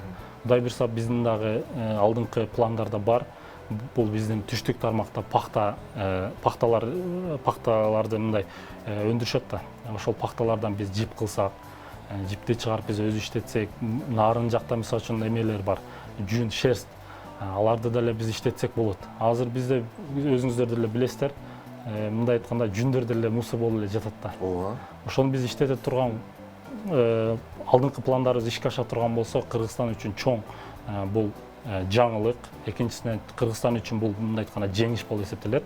Бул айыл чарбасында дагы жана дагы биздин өзүбүздүн ошол элдерибизге дагы жумуш болот эле да. Албетте. Анан жана миграцияны да кыскартып, сыртка кеткен мекендештерди артка кайтарып, өз мекениңде иштеп жүрүүгө эмне жетсин? Анан дагы бир нерсе, бизде мисалы үчүн күчтүү жаштар көп. Мисалы үчүн сыртта жүргөн, мен өзүм дагы мисалы үчүн Кытай мамлекетинде окуганмын. Сыртта жүргөн күчтүү мындай билимдүү балдар бар да. Ошолор келип иштеп, бизге иштеп бере турган болсо, эмне үчүн биздин мамлекет өнүкпөсүн? Эмне үчүн биз ошолордун катарына кошулбайбыз? Биз мүмкүн болушунча бардыгыбыз ынтымакта жапатырма калышсак, бул нерсеге жетебиз деп ойлойм.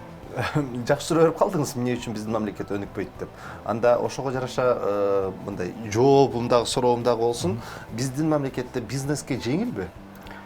Мыйзам чыгаруу тарабынан, салык Сиздин оюңузча сиз кантип ойлойсуз? Мен андан кийин жооп берейин да. Себеби Салыштырмалуу да. Мен өзүм да бизнес жасап жүргөн кишимин, анан ошон үчүн билем да, мындай салыштырмалуу. Албетте Европага караганда өтө кыйын, бирок башка Бизде Тажикстан, Түркменистанга караганда кыйла жеңил. бирок мисалы үчүн ошол кошуна мамлекеттерди көрүп деле биз деле үлгү алабыз да. Жакынкы кошуна Өзбекстан болобу, Казакстан, Россия мамлекеттерин көрүп туруп, бул бизнести жасашка оор. Себеби азыркы учурда дагы эле мисалы үчүн бир эле убакта келип ачып кетиш үчүн дагы эле мисалы үчүн акча маселесинен дагы элдерге мисалы үчүн азыр бизде эмне бар? Кадрлар жок. Дизайнерлер, мыкты менеджерлер, мыкты технологдор жок.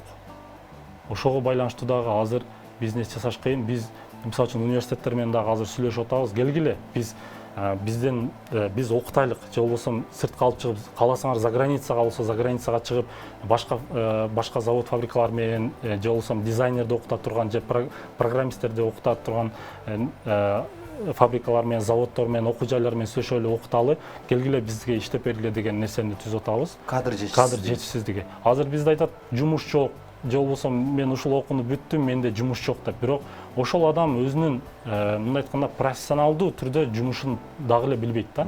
Себеби бизде окуу, өзүңүз деле билесиз, окуу деңгээли өтө түшүп кетти. Университеттерде болобу, мектептен баштап биздин негизги максатыбыз бул биз өзүбүз эле өнүгүп кетүү деген нерсе жок. Биздин ушул Кыргызстаныбыз өнүксө, биз ушул Кыргызстан үчүн бир нерсе жасап кетсек деген. Кыргызстан өнүксө биз өнүгөбүз деген сөз. Биз өнүгөбүз. Биз Кыргызстанга биз жасап кетсек деп, мисалы үчүн сырттан окуп келип атабыз, биз деле көрүп атабыз. Мисалы үчүн эмнеге мектептерде жаш балдар окуй атат, же болбосо университеттерде эмнеге окуй атат дегенди деле түшүнүп турабыз. Себеби мисалы үчүн сыртка барсаң деле мисалы үчүн стипендияларды коюп берген, окуучуларга кызыктыруу кылып берген да. Ошон үчүн алар да окушуп, өзүнүн эмесин, окуусун мындай профессионалдуу түрдө окуп билип, анан бизде деле бар. Алар бирок сыртка иштеп атат. Мисалы үчүн мыкты дизайнерлер бар, мыкты конструкторлор, мыкты технологдор бар, бирок башка мамлекетте иштейт. Себеби маяна деген биринчи эмебиз да, маселебиз. Бирок бизде деле мисалы үчүн азыр биздин технологдорубуз, программисттерибиз башка жактан. Себеби бул адистикти үйрөткөн сабактар жок, университеттерде мындай адистиктер жок да. Ошон үчүн бизде деле мисалы үчүн маяна деле бул биринчи маселе экен, баягы кадр топтоо боюнча. Эми фискалдык саясат маселесичи? Башка маселеден бизден ушул мамлекеттен көңүл бура турган нерсе бир эме болуп атат. Ушул биз башка мамлекеттерге дагы эле мисалы үчүн мен Өзбекстанды көбүрөөк мисал кылгым келет. Себеби кече жакында деле биз Өзбекстан менен дагы келишим түздүк. Бул Өзбекстанда дагы эле азыркы кандай десем, мамлекет ишчилерди, кечиресиздер, мамлекет ишчилерди мындай айтканда налогдон же болбосо ишчилерге, өндүрүшчүлөргө мүмкүнчүлүк түзүп берип койгон да. Мүмкүнчүлүк түзүп берип 5 жылга чейин мамлекет жардам берет, бирок налогун да албайт. Ушул нерселерди дагы камсыздап койгон. Мүмкүн бизге мамлекет дагы экинчи маселе ушул жерден азыр мен эстедим. Жер маселеси.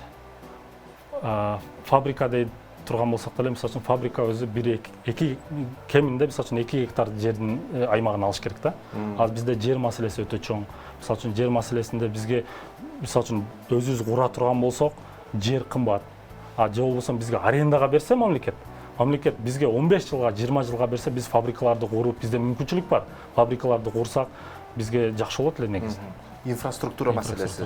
Ошол фабрика курган жерге албетте ал жака суусу дагы келиш керек, туура канализациясы да келиш керек.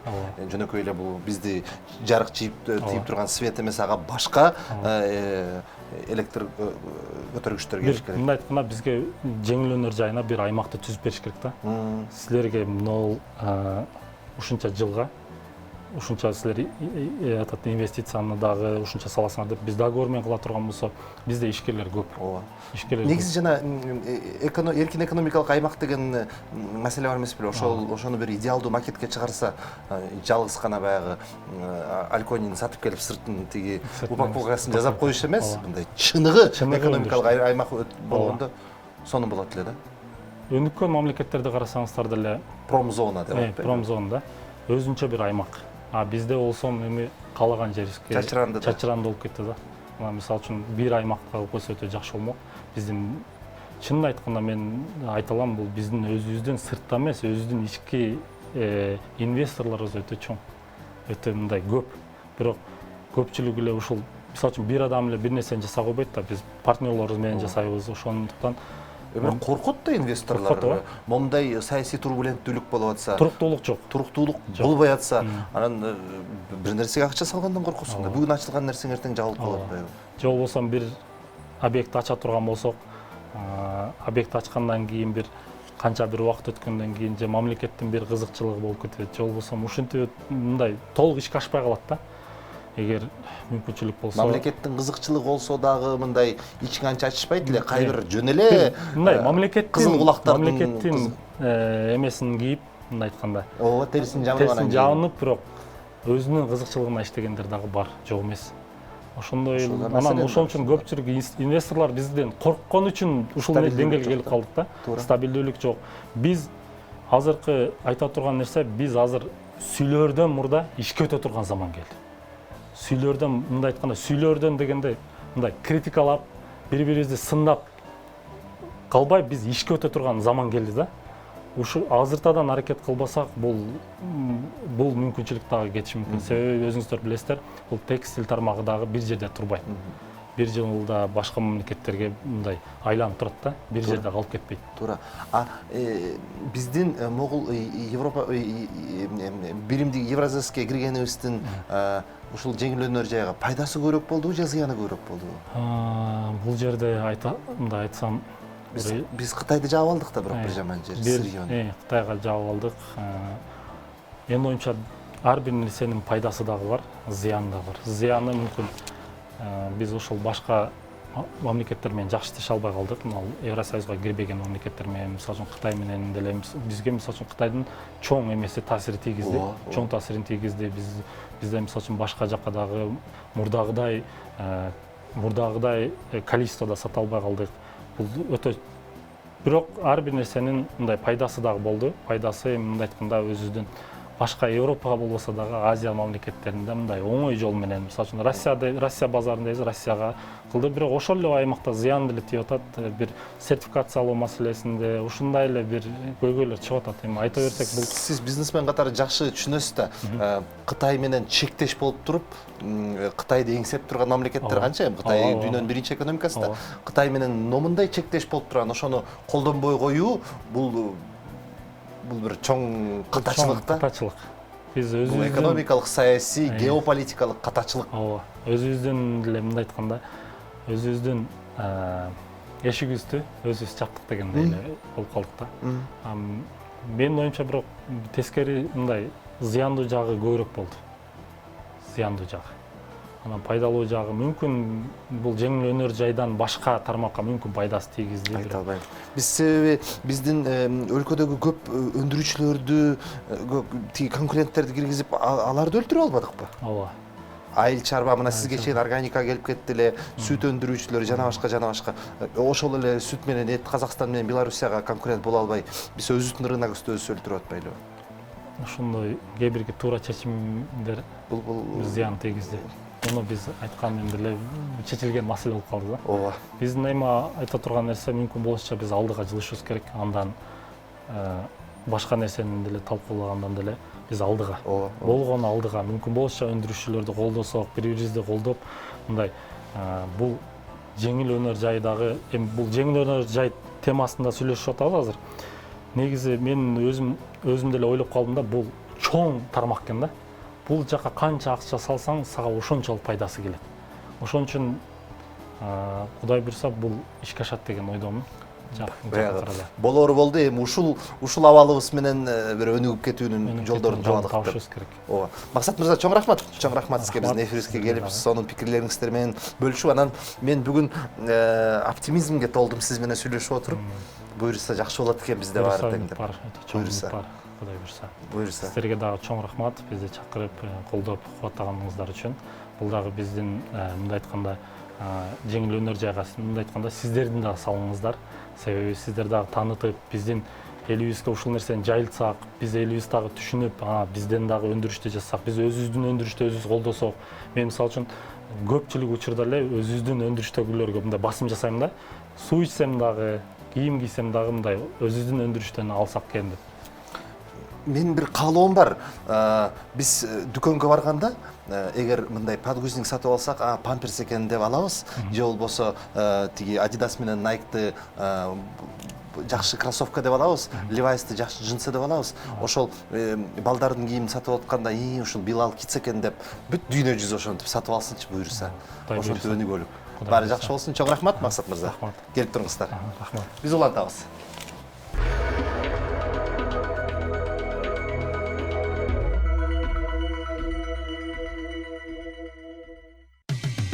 Кечтин кезекчиси Эркин Рыскулбеков. Имарат Прогресс курулуш компаниясы биздин иш күндүн кечинин башкы демөөрчүсү Астория, Гранвилл жана Алтын булак лайф комплекстеринен батыры алыңыздар.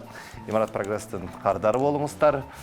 Имарат Прогресс өлкөбүздөгү мыкты курулуш компанияларынын бири десек жаңылышпайбыз. Ал өлкөбүздүн мыкты жарандарынын бири, мыкты экономисттеринин бири Азамат Тоқуров мырза. Бүгүн биз экономика жөнүндө сүйлөшүп атабыз. Ассаламу алейкум, кош келдиңиз студиябызга. Саламатсызбы? Бул биздин кыргызча эфирибизге биринчи келишиңиз, орусчасына келгенсиз. Биз буга чейин Азамат мырза, мен акыркы кетип аткан Максат мырзага суроо берип узаттым элем. Ошол суроо менен сизди тосуп алайын. Кыргызстан Евразияске кириши менен уттубу же утулдубу? Биз ушул боюнча изилдөө жүргүзгөнбүз. 2015-жылы Темир Сариев ал учурда премьер-министр болчу. Ошондо биздин баягы анализ боюнча мындай деген таянакка келгенбизде, эң башкысы жанакындай кириш дагы эмес, анан кийин кирбей туруш дагы эмес, мүмкүн болушунча убакытты созуш. Ошондо биз утмакпыз да. Азыр эми айтыш кыйын. Себеп дегенде жанакындай таможенный поступление боюнча биз бир аз эле өстүк. Ал эми контрабанда боюнча абдан эле көп утулдук. Мынакей биз көрүп атабыз, абдан көп контрабандалар болуп атат. Мунун баардыгы тең мамлекеттик акчага түшпөй, мамлекеттик казынага түшпөй, бул ошол таможня иштегендердин чөтүнө түшүп атат. Бул контрабандага Евразиястын кандай тиешеси бар? Бул реэкспорт. Көп товарлар ошол чет өлкөдөн келет дагы, анан бул жактан Өзбекстанга же Россияга ошондой эле башка Евразиястагы болгон өлкөлөргө кетип калышы да. Ал жерден эч кандай бажы түрүндө төлөнбөйт дагы. Ошол Евразиястын ичинде эле болду деп туруп, анан кийин көп көмүскө нерселер аркылуу биз ошол утулуп калабыз да. Так.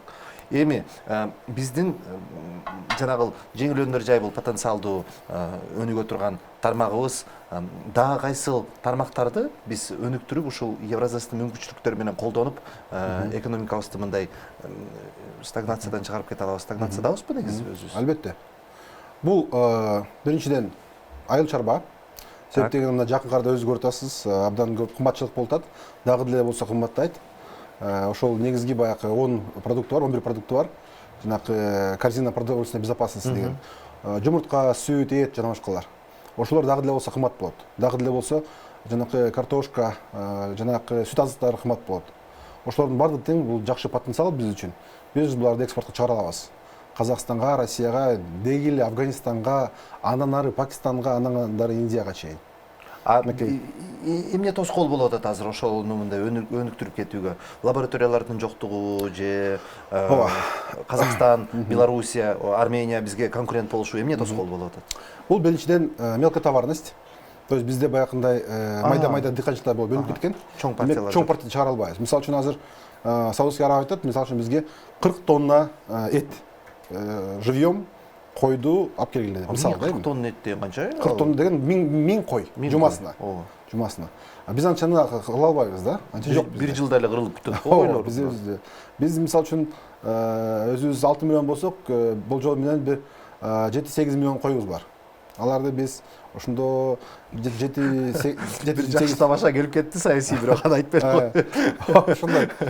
Биз азыр эми баягы союздун учурундагы малдын санына жеттик да. Анан биздин ошол башка проблема бул баягы сертификация, ветнадзор, ушунун баардыгы тең проблема болуп келатат. Ошол себептен бизде баягындай эт менен чыкпай, мал менен алып чыгып кеткен оңоюраак да. Лабораториябыз жок, экинчи. Лаборатория жок. Анан кийин жанакы карта болот да, медицинский карта болот. Жандык баягы төрөлгөндөн баштап аларды беркование кылып, баягы календарь прививка алдып алган жокпу, ошолордун баардыгын тең неме кылышыбыз керек да, учет кылышыбыз керек. Ал жок. Бизде элдер бекитип атат. Мисалы үчүн мейли азыр бодомалды крупный рогатый скотту уже анча мынча регистрация болуп калды. Ал эми майда койлорду, майда жанаттарды биз еще регистрация өткөрө албай атабыз да. Ошондой болуп атат. Экинчи себеп, үчүнчү себеп бул чоң конкуренция. Конкуренция дагы бар, ооба, бирок негизи эле биз сапат менен жеңип кетсек болот да.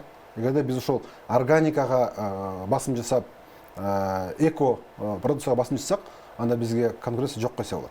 Себептен бизде негизги конкурент бул Кытай. Медицинский учетто атпайсызбы? Эми жакшы көрөсүзбү, жаман көрөсүзбү, бирок убагында мындай көрөгөчтүк кылып эле айткан экен да анда Акылбек Жапаров. Тиги 2009-жылы эле. Паспорт алгыла, паспорт алгыла. Анда шылдыңдап койбодук белек. Ооба. Ошону баягы көрдүңүзбү, важна еще коммуникация правильная. Жанагындай паспорт алган дебей, ошол немелерди, жаныбарларды катуу өткөрүш керек дешкен. Ал киши паспорт алгандан кийин шылдыңга калган турбайбы? Азыр деле кеч эмес да бирок. Кеч эмес. Азыр уже башталды. Азыр мисалы үчүн уйлар, жанакы жылкылар уже өтүп атат регистрациядан толук. Бул жерден ошол элдер коркпош керек да. Жанакындай көп салык салып коет дегендей мындай деп салык салбайт ал боюнча. Ошол биз так жана даана билишибиз керек да, базарыбыздын көлөмү канча көлөм кою бар, канча көлөмдө бизде уйлар бар, кайсынысы дарыланган, канчасы ооруйт. Мисалы үчүн жанакындай сүттү тапшырганда дагы элдер айтпай коет да, укол алган уйдунчу, антибиотик менен. Андай сүт баягындай общий сүткө аралашып кетсе өлдү. Ошол партия толугу менен жоголот. Так, айыл чарба бул биринчи сектор экен. Дагы кандай мындай жеңилөөнөр жай баягы сиз айткан, аны айтпай эле койдум, айтып кетти Максат мырза дагы бир жакшы тармак бул IT. IT тармак. Ушул жакка токтололук. Биринчиден себеп эмнеде? Бизде жаштардан көп IT тармагына кызыккан, мынакей Азиз Абакиров досум азыр мынакей жакшы ураанын алып чыкты. Кыргызстанда ар бир үйлөрдө бирден программист деп. Анан 50 000 программист чыгарышыбыз керек экен. 50 000 программист болгондо бизге баягы сырттагы ири IT компаниялар инвестиция кылганга даяр болуп калат да. Ушул жерде инфраструктура куруш керек. IT университет курулуш керек. Бизде электричество арзан, бирок сапатсыз. Арзан болгону менен биздики баягындай өчүп турат электроэнергия. Демек бизде ошол именно ГЭСтин жанында, мисалы үчүн эң эле жакшы жер бизде бул Каракөл шаары. Ошол жакка биз чоң IT мындай Силиконовая долина сыяктуу курсак болот да. IT университет кылып, общежитияларды куруп, банктарды ошол Борбор Азиянын Силикон долинасы. Ошол жака баягы дата центрлердин бардыгы тең, нарын суусу муздак. Ошол нарын суусуна жанакындай муздаткычтардан коет. Анан түз ГЭСтен туташтырып берет дагы, ошол жердеги льготный тариф менен иштетсе болот. Грейген, Google, Amazon дата центрлер ушул жакта ачышы мүмкүн да. И плюс бизде жанакы жаштар дагы көп ушул айтыга кызыккан. Так, ушу биздин географияны карай турган болсок, эң жакынкы дата центр кайсы жерде жайгашкан? Индиядабы же Кытайдабы? Жок. Казакстанда жок. Мен ушул КМШны билбейт экенмин. По-моему, Белоруссияда, Украинада и ушул Ирландияда. Ирландия жакын эмес. Ирландия жакын эмес. Анда потенциалыбыз тим эле аттын башында экен. Абдан. Өзгөчө могу азыр неме болуп атпайбы? Tesla жанакы барган сайын азыр все больше и больше требуется емкости жанакы батареяларга. Ошол боюнча дагы жанакындай дагы бир себеп ошол жанакы түстүү металлдарды табуу да. Никель, кадмий, литий дегендердин бардыгы тең бизде бар. Ошолордун баарын тең изилдеп, ошол жакка ошондой батареяга болгон керек болгон рудалар чыгарса болот да. Башка секторларчы биз көп айтып жүргөн ошол эле туризм же болбосо алтын өндүрүш дегендер бул тармактын потенциалы күчтүүбү же ушул калыбында эле калып калабы? Абдан эле күчтүү. Бирок мен ошол алтын кен казганга негизи каршымын. Себеп дегенде мынакей коррупция биз 128-орунда турабыз да азыр. Канчалык коррупция бийик болсо, ошондой кен казган жерде коррупция көп болот дагы, адамдар нааразы болот. Абдан элечи. Себеп дегенде биздин эл ошонун баягы мүзүрүн көрбөйт да, үзүрүн көрбөйт. Бир белгилүү бир катмар көрөт да, бир катмар көрөт, калгандар көрбөйт. Ошол себептен алтындарды казуу мен ошого каршымын да. Ал эми жанакы сиз айтып кеткен туризм абдан жакшы потенциал. Биринчиден бул агротуризм, агроэкотуризм, этнотуризм. Жана ошондой эле жанакындай узак мөөнөттөгү туризм. Мынакей азыр бизде пандемияга чейин жайында уже арабтар келип башташты. булар келип эле дароо 3 айга алып коюшат да. Чоң гостевой домдордо. Булар аткене ушул ысыктан сактанышат. Бул жака келип, ошол кымызды чийип дегендей. Анан кийин негизи эле пешо туризм, велотуризм, байк туризм бүт. Биз азыр эми гана ошол бүткүл дүйнөгө таанылып келатабыз да. Бирок туризмдин биринчи эле немеси бул жанакы экономикалык жана политикалык туруктуулук да. Канчалык баягындай революциялар, тополоңдор болуп турса, анда туризм качып калат, туристтер качып калат да. Азамат мырза, мен балким азыр өтө патриоттуу нерсе айтпайттырмын. Бирок менин пикирим боюнча биз бул туризмге же өзбектерге же казактарга жармашышыбыз керек да. Туура. Мы должны идти в купе булар мененчи. Себеби чет жактан келаткан туристтер эми Кыргызстандын баягы Бурана, биринсерин эле көрө турган жерлери болбосо, Бухара, Самарканд сыяктуу көрө турган шаарлар аз да. Анан ошолорго келаткан туристтерге жолубузду ачып, билбейм, өзбектер берген визаны биз дагы кошо берип, биз аркылуу бир 2 күн болсо да өтө кеткиле деп бир программа киргизишибиз керек деп ойлойм. Ооба. Биз деле мисалы үчүн Шенгенди алгандан кийин сөзсүз түрдө барганда кыдырып чыгабыз да. Чехияга, Францияга, тияка бияка. Бул жерде деле ошондой. Биз ошондой биргелешип иштеш керек, ошондой чоң маршруттарды кылышыбыз керек. 2 күндөн 2 күн ар бир жанакы мамлекетке конуп кет дегендей кылып. Ошо.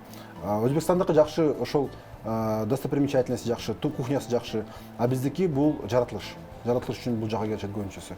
Себеби жалгыз Кыргызстанга мындай максат кылып келе тургандар азыраак. Анан баягы бир комплекс кылып келгендер болсо, сөзсүз түрдө көп өтөбүз дейм да. Мисалы үчүн көбүнчөсү биздикилер мына Ленин пике барат, чоң алайга. Ошондон ары Тажикстанга жанакы биздин жерге талап өтүп кетет. То есть сквозной туризм да. Айланып келгенди жакшы көрүшөт булар. Казакстан аркылуу Өзбекстанга барып, Түркменияга барып, анан через Тажикстандан кайра бизге келип, ушундай маршруттарды жакшы көрүшөт да. Сквозной. А буга эмне тоскоол болуп атат азыр бизде? Дипломатия, сүйлөшүш керек. Сүйлөшүш керек жанакындай туроператорлор менен совместно тур кылып дегендей. Бардыгы эле мындай да, стараются биринчи бизге келип консун дегендей кылыпчы. Айырмасы жок, кимге биринчи келип калат. Ооба. Бизге келип, аларга келип, кыскасы самый главный чоң турлар сатыш керек да. Мамлекет арасында турлар сатыш керек дегендей. Бизге келип. Анан бизде абдан чоң потенциал бул ошол эле Кадамжайда Шахимардан. Ысык көл биринчи орунда турат туризм боюнча, а Шахимардан экинчи орунда турат. Жылына 700 000 киши келип кетет. Ошону биз билбейбиз. Алар анткени Кадамжайдан өтөт дагы, Шахимарданга барат, Кутман көлгө чыгат, Азирет Али музейине барат, мечитине. Анан кайра кетип калат. Эки жакка чыккандан коркот. Сиз айтып атсаңыз, мен уялып атам, мен ал жака барып да көргөн эмесмин. Бизде көпчүлүк билбейт ал жерде. А өзбектер билет, абдан сыйлайт. 700 000 киши жыл сайын ойлоп көрсөңүз. Алар эмден берин серин ошолорду чын тартсак болот да. Келгиле Бишкекке соода алып кеткиле Дордойдон депчи. Анан бизде дайыма фестивалдар болуп туруш керек. Мисалы үчүн декабрдан баштап мартка чейин алтын фестивалы. Биз алтын чыгарабыз го. Алтын фестивалы келиңиздер деп бардык туристтер билет эмне болгон. Анан кийин жайында мисалы үчүн Ысык көлдүн фестивалы, күзүндө жанакындай түшүм фестивалы. Анан кийин лыжи фестивалы деп.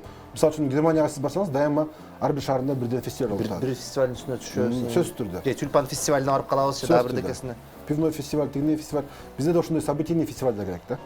Себеби жанагы биздин көчмөндөр оюнун фестиваль катары арабтар алып кетип өткөрүп атат. Мына мен угуп калдым, Асхат Акбаевичтер Египетке барып өткөргөн атыптыр. Эми бул дагы ал инсандар баягы туризмди кабыл алуунун ыкмасын көрүп атышат. Мисалы үчүн менин досум Бектөө Саламат деген Молдавияда, Кишиневдин жанында чоң жер алып туруп, ошол жерге юрточный городок кылган. Кыргыздардын юрточный городогу. Ошондой юрточный городокто ар бир европалык мамлекетте кылса болот. Ошол эле мисалы үчүн Венгрия. Венгрия булар дагы байыркы көчмөндөр. Булар дагы абдан кызыгат ушул темага. Демек ошол жакта да ушинтип иштесе болот да. Ушу эмне тоскоол болуп атат дейм да, бизгечи баягы биз укмуш кыйынбыз.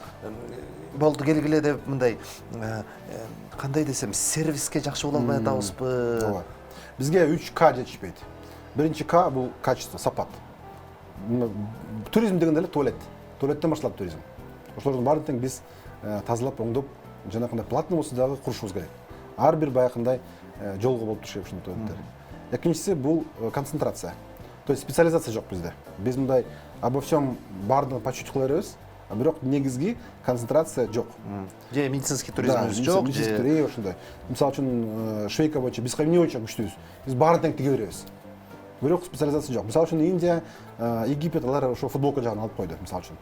Биз ошолорду карап, Кытай могу немелерди тикпейт экен, мисалы үчүн жеңи узун.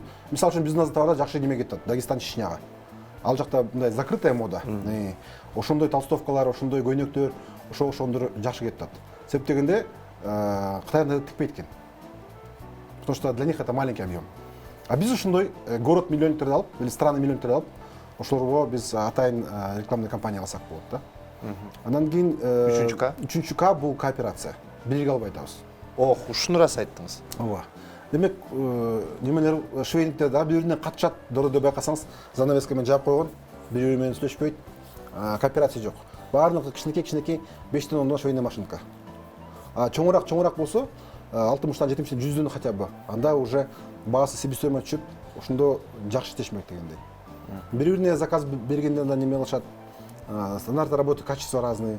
Бирөөсү мисалы үчүн кайдзен киргизип уже давно алдыга кеткен. Мисалы үчүн ошол эле Белакиц, Cool Brothers'тар дүйнөлүк стандарттар менен иштешет. Мурункулар по старенький иштешет. Конвейерный производство деген жок, бригадный производство деген жок. Ошонун баарын үйрөнүш керек, дагы биригиш керек да. Туризм деле ошондой. Туризм деле ошондой. Жанакындай туристтерди бөлүшүш керек. Сен мисалы үчүн 20 номерлүү гостёдон болдуңбу? Сенки ашып кетсе, башкаларга беришиң керек. Кооперация кылыпчы, чогуу иштешип дегендей. А бизде не себе не другим болуп дагы в итоге бардык клиенттерди жоготуп алат да. Керек болсо транспортный компания менен отельдер кызматташпай атпайбы? Туура. Ошол жанакы немелер дагы, складтар дагы, алма, өрүк, кара өрүк, ошол боюнча дагы бизде консолидированный немелер болуш керек да. Логистический центрлар. Бизде аны кой, мына биз массалык маалымат каражаттары деле бири-бирибиз менен кызматташпайбыз, ар бирөөбүз өз казаныбызды өз кайнап атабыз. Ошондой болуп атат да. То есть пока ошондой кооперация болмой сайын биз сырткы биздин атаандаштарга туруштук бере албайбыз. А буну ата-бабабыз илгери эле айтып койгон ырыс алды ынтымак депчи, ага дагы эле келе албай атабыз. Мисалы үчүн Союз убагында жерлер ири болчу дагы бизде себестоимость аз болчу да, товарлар экспортко кетчү. Азыр болсо баарыбыздыкы майда 5 гектар, 10 гектардан анан өстүргөндө эле бизге кымбат болуп чыгат. Украина идет азыр на пути укрупнения. Бул боюнча бизде дагы бир мыйзам келиш керек, бул свободная продажа земли. Жерди эркин сатып алуу мүмкүнчүлүгү болуш керек дыйкандарда. Жанакындай 29 жыл, 49 жыл деп майдалабай, толук эле алгыла. А бул болгон эле баягы коррупционный лазейкада 49 жылдан кийин кайра дагы уланып табылсын, 15 жылдан кийин дагы уланып табылсын деп. Мен 15 жыл өттү, кайра жер тартып алды деген муниципалитеттин бир дагы кейсин уга элекмин чын айтсам. Бул эми биринчиден, экинчиден бул политика да. Себеп дегенде мына сатыкка уруксат жок. Анан кийин чындыгында эгерде эркин сатып алуу болсо, анда баягы тиги падышанын, орус падышасынын убагында помещиктер көп пайда болот да. Ири жерлери бар. Бирок фактически азыр деле ошондой да. Азыр деле ошондой жанакындай чүйдүн тегерегинде 49 жылга чоң жерлерди мындай колунда барлар алып коет. Ооба, көрдүк. Бирок алар иштешет. Анан кийин иштетилбеген жерлерге салык чоң болуш керек. Мына Ысык-Көлдүн тегерегинде көпчүлүгү жерлерди алып коюшкан, бирок курбайт. Булар кийин чоң отельдерди ставим деп коюп коюшкан. Дожидаются лучших времен. Ну и простаивает все это дело. А эгерде ошолорго налог салса, аны сатышмак. И ошондой кичине иштемек да. Иштетилбеген жерлерге налог чоң болуш керек. Бизде болсо земельный налог деген копейки. Биз сиздин алдыңызда келген Максат мырза менен инвесторлор жөнүндө да сүйлөшүп калдык элек. Анан Максат мырза утур бир пикирди кайталады да, ичибизде инвесторлор көп деп. Кошуласызбы ошого? Кошулам. Мынакей бизде Бишкекте көп балдар, кыздар эл аралык уюмдарда иштешет, жакта банкта иштешет. Анан мага кайрылышат. Алардыкы чакан инвесторлор. $10,000 бар, $20,000 бар, $70,000 бар, эмне кылса болот депчи. А мен окуучуларым бар бизнес кылып аткан. Мынакей сага кайсы тема жагат, ошону танда. Мисалы үчүн Султан балык өстүрөт. Амангелди Карабалтыда мусорный завод, мусор перерабатывающий завод куруп атат. Ошол жака кир депчи. Ар кандай темалар өзүңөргө жаккан бизнеске кирсеңер болот. А малый инвесторлор жана сиз айтып аткан 3-Кга алып келсекчи кооперацияга. Анда сонун болот. Буга кандай кадамдар керек? Ну ошондо бир билгүүчү бир идея керекпи, же киши керекпи дегенде, же фонд керекпи, что-то нужно с этим делать. Бул жерде мындай доверие да жок да. Акчаны жоголуп кетет деген компания дегенде мындай депчи. А балким мамлекет бир гарант катары туруп берсе? Ой, жок, только не мамлекет. Мамлекет вклады не может защитить. Азыр мамлекеттик жанакы гарантия депозит деген бар го, ал 100,000 сомго чейин защищен. Эгерде андан кийин 100,000 сом 100,000 сомго чейин защищен. То есть сіз 1,5 миллион салсаңыз, банк вдруг күйіп кетсе, анда сізге мемлекет только 100 миллион қайтарып береді болды ошондой. 100 000 сом деген бүгүнкү орточо эсеп менен $1250. Ошондой. Инвесторлар, чакан инвесторлар биригиш керек. Анан кийин жанакы майда компаниялардагы бириккен аракет кылыш керек. Ошондо кызыктар болот да. Продукция өндүргөндө плюс объем да чыгат, плюс сапат да чыгат, и басы да жакшы чыгат. Мисалы үчүн күнтүү малина. Жакшы малинанын жери болобу? Алар 280 ылдый сатышпайт. Себептен алардыкы прямой рейс. Немелер фурлар келет, Россия алып кетет малиналарды. 280 сомдон ылдый килограммына. Алайын десең бербейт. Биздики уже заказ. Биз Георгиевкадан тияктан бияктан алдырып аттык. Тоже 200 сом, бирок аларда объем жок. Аз эле. То есть объемго чыгыш керек. Мынакей ошол эле балык боюнча бир супермаркет, бир гипермаркет Новосибирскиде бизде ошол немеге бир ири чарбага 200 тонна балык заказ кылып туруп форельге айына. Ай сайын. Биздикилер 200 тонна чыгарылбайт экен, 100 тонна эле чыгарылат экен. Спрос абдан чоң. Ошол эле балга, ошол эле сухофруктыга самое главное bizde качество керек да. То есть хасп болуш керек, пищевая безопасность боюнча, Global Gap деген сельхоздордун стандарты бар, Fair Trade деген жакшы стандарттар бар, баягы справедливая торговля боюнча. Ошонун баары тең болуш керек. Эми жанагы мен акыркы биздин президенттин жана кыргыз өзбек форуму болгон сапарымдан улам айтам да, биздин Кыргызстандагы бизнес жүргүзүү рейтинги дагы мындай эң жогорку деңгээлде эмес экен да.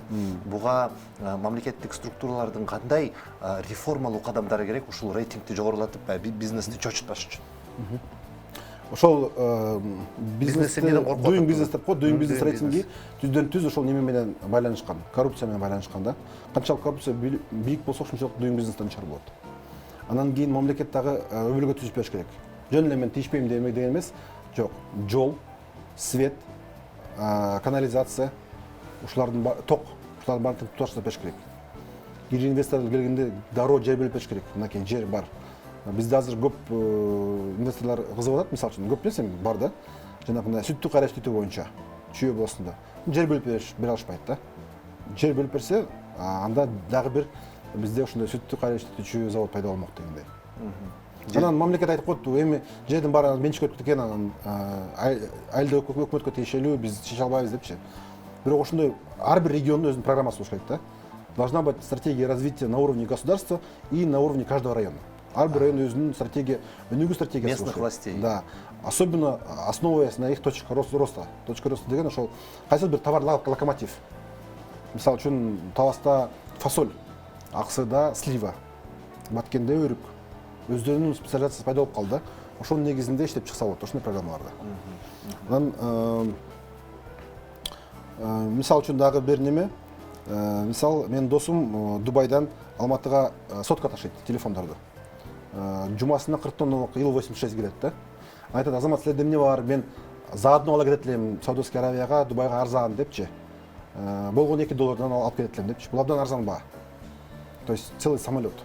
Потому что он пустой летит. Эми хотя бы ошол бензин актап алайын деп ошондой арзан баада берет экен да. Анан биз чогулта албайбыз да эчтекени. Бал десек анча чыкпайт, сухофрукт анча чыкпайт дегендей. Алмага өтө эле кымбат болуп калат анда.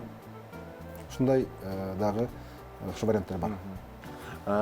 Bizde мындай бир мисал барбы? Совет Союзду коюп, Кыргызстанда мамлекет жакшы бизнес менеджер болуп кеткен учур барбы? Жок дегенде бир учур. Жок. Анда жок. Мамлекеттик бизнестер, вот ГП, госпредприятие. Мегакомдон баштап, Алар только баякындай монополия жакшы иштейт. Же болсо кийинки баякы национализация болгон. Ошол Мегаком, Bizde прибыльный по рукам можно считать, бир колдун. Это неме? Мегаком. Аэропорт аз, ушундай сыяктуулар прибыльный. И то аз эле да. Миллиард сом деген это аз өтө элечи аэропорттун астыкка. Бул бир магазинде таап баруу. Андай акчаны. Демек бирок биз ушуну аны аэропортту дагы кайрасак, эми аэропорт акционердик коомдо 76% мамлекеттикке. Ооба. Аны эми биз арендага берсек болот. Мисалы үчүн дүйнөлүк Heathrow, John Kennedy, Incheon жана башкаларга берсек, мисалы үчүн 100 жылга алгыла. Эч кандай аренда төлөбөйсүңөр. Ким самый лучший инвестиционный предложение предложение кылса, анда ошого беребиз депчи. Мен есімде бар, мында бірнеше жыл ушундай бір эме чыккан идея. Анда биздин саясатчылар кыйкырып чыкпады эле. Ой, бул стратегиялык негизги объектибизди кантип колго берип салабыз. Ооба, себеп деген ал жерден көбү тамактанат да. Ал жерде бирөөнүн столовойлору бар, анан кийин жанакындай таксилер бар, анан кийин жанакындай грузоперевозкалар бар, анан кийин карго, марго толтура да кыскасы. Ошонун баарын тең биз беришибиз керек. Көзгө көрүнбөгөн бар. Анан кийин бергенде дагы шарт этип Россияга бере коебуз бизчи. Мындай дүйнөлүк рейтингтери бар. Топ 20 кирген аэропортторго бериш керек. Внуковагабы, Толмачевага беребизби ушундай? Роснефтьке сатып салган деген. Роснефть Роснефть никогда не занимался такими вещами. Ошондагы Атамбаев бизди куткарып калдык. Азыр Кыргыз газ менен эмне болду да? $1 саткан неме. Көз каранды болуп калдык. Бирок башка ГПлардын баары тең убыточный. Башка почта, тигиндей мындай ГП баары тең убыточный. Себеп деген он не может конкурировать. ГПнын неме жери булар жанакындай прибылин через хознужды чыгарып алат дагы, немесин жанакындай убытоктордун ошо жака балансына киргизип коет. И оказывается, что ГП все убыточные. А деньги выводят через жанакындай хозрасчет деп коет. Ошо аркылуу чыгарып келет. Бирок буга бир билбейм, бир жаңы саясат киргизип, бул нерселердин баарын чыгарыш керек да эмнеден. Канча деген эмелер бар жанагы ГПлар бизде. Управление муниципальным имуществом өзү да билбейт. 3000-ден 6000-ге чейин ГП бар. Жана завод Кристаллдан баштап анан кетип берди. Толтура.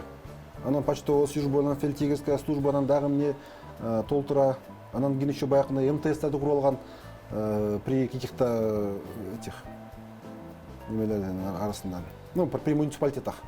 Тазалык сыяктуу ушундай көп да предприятиялар.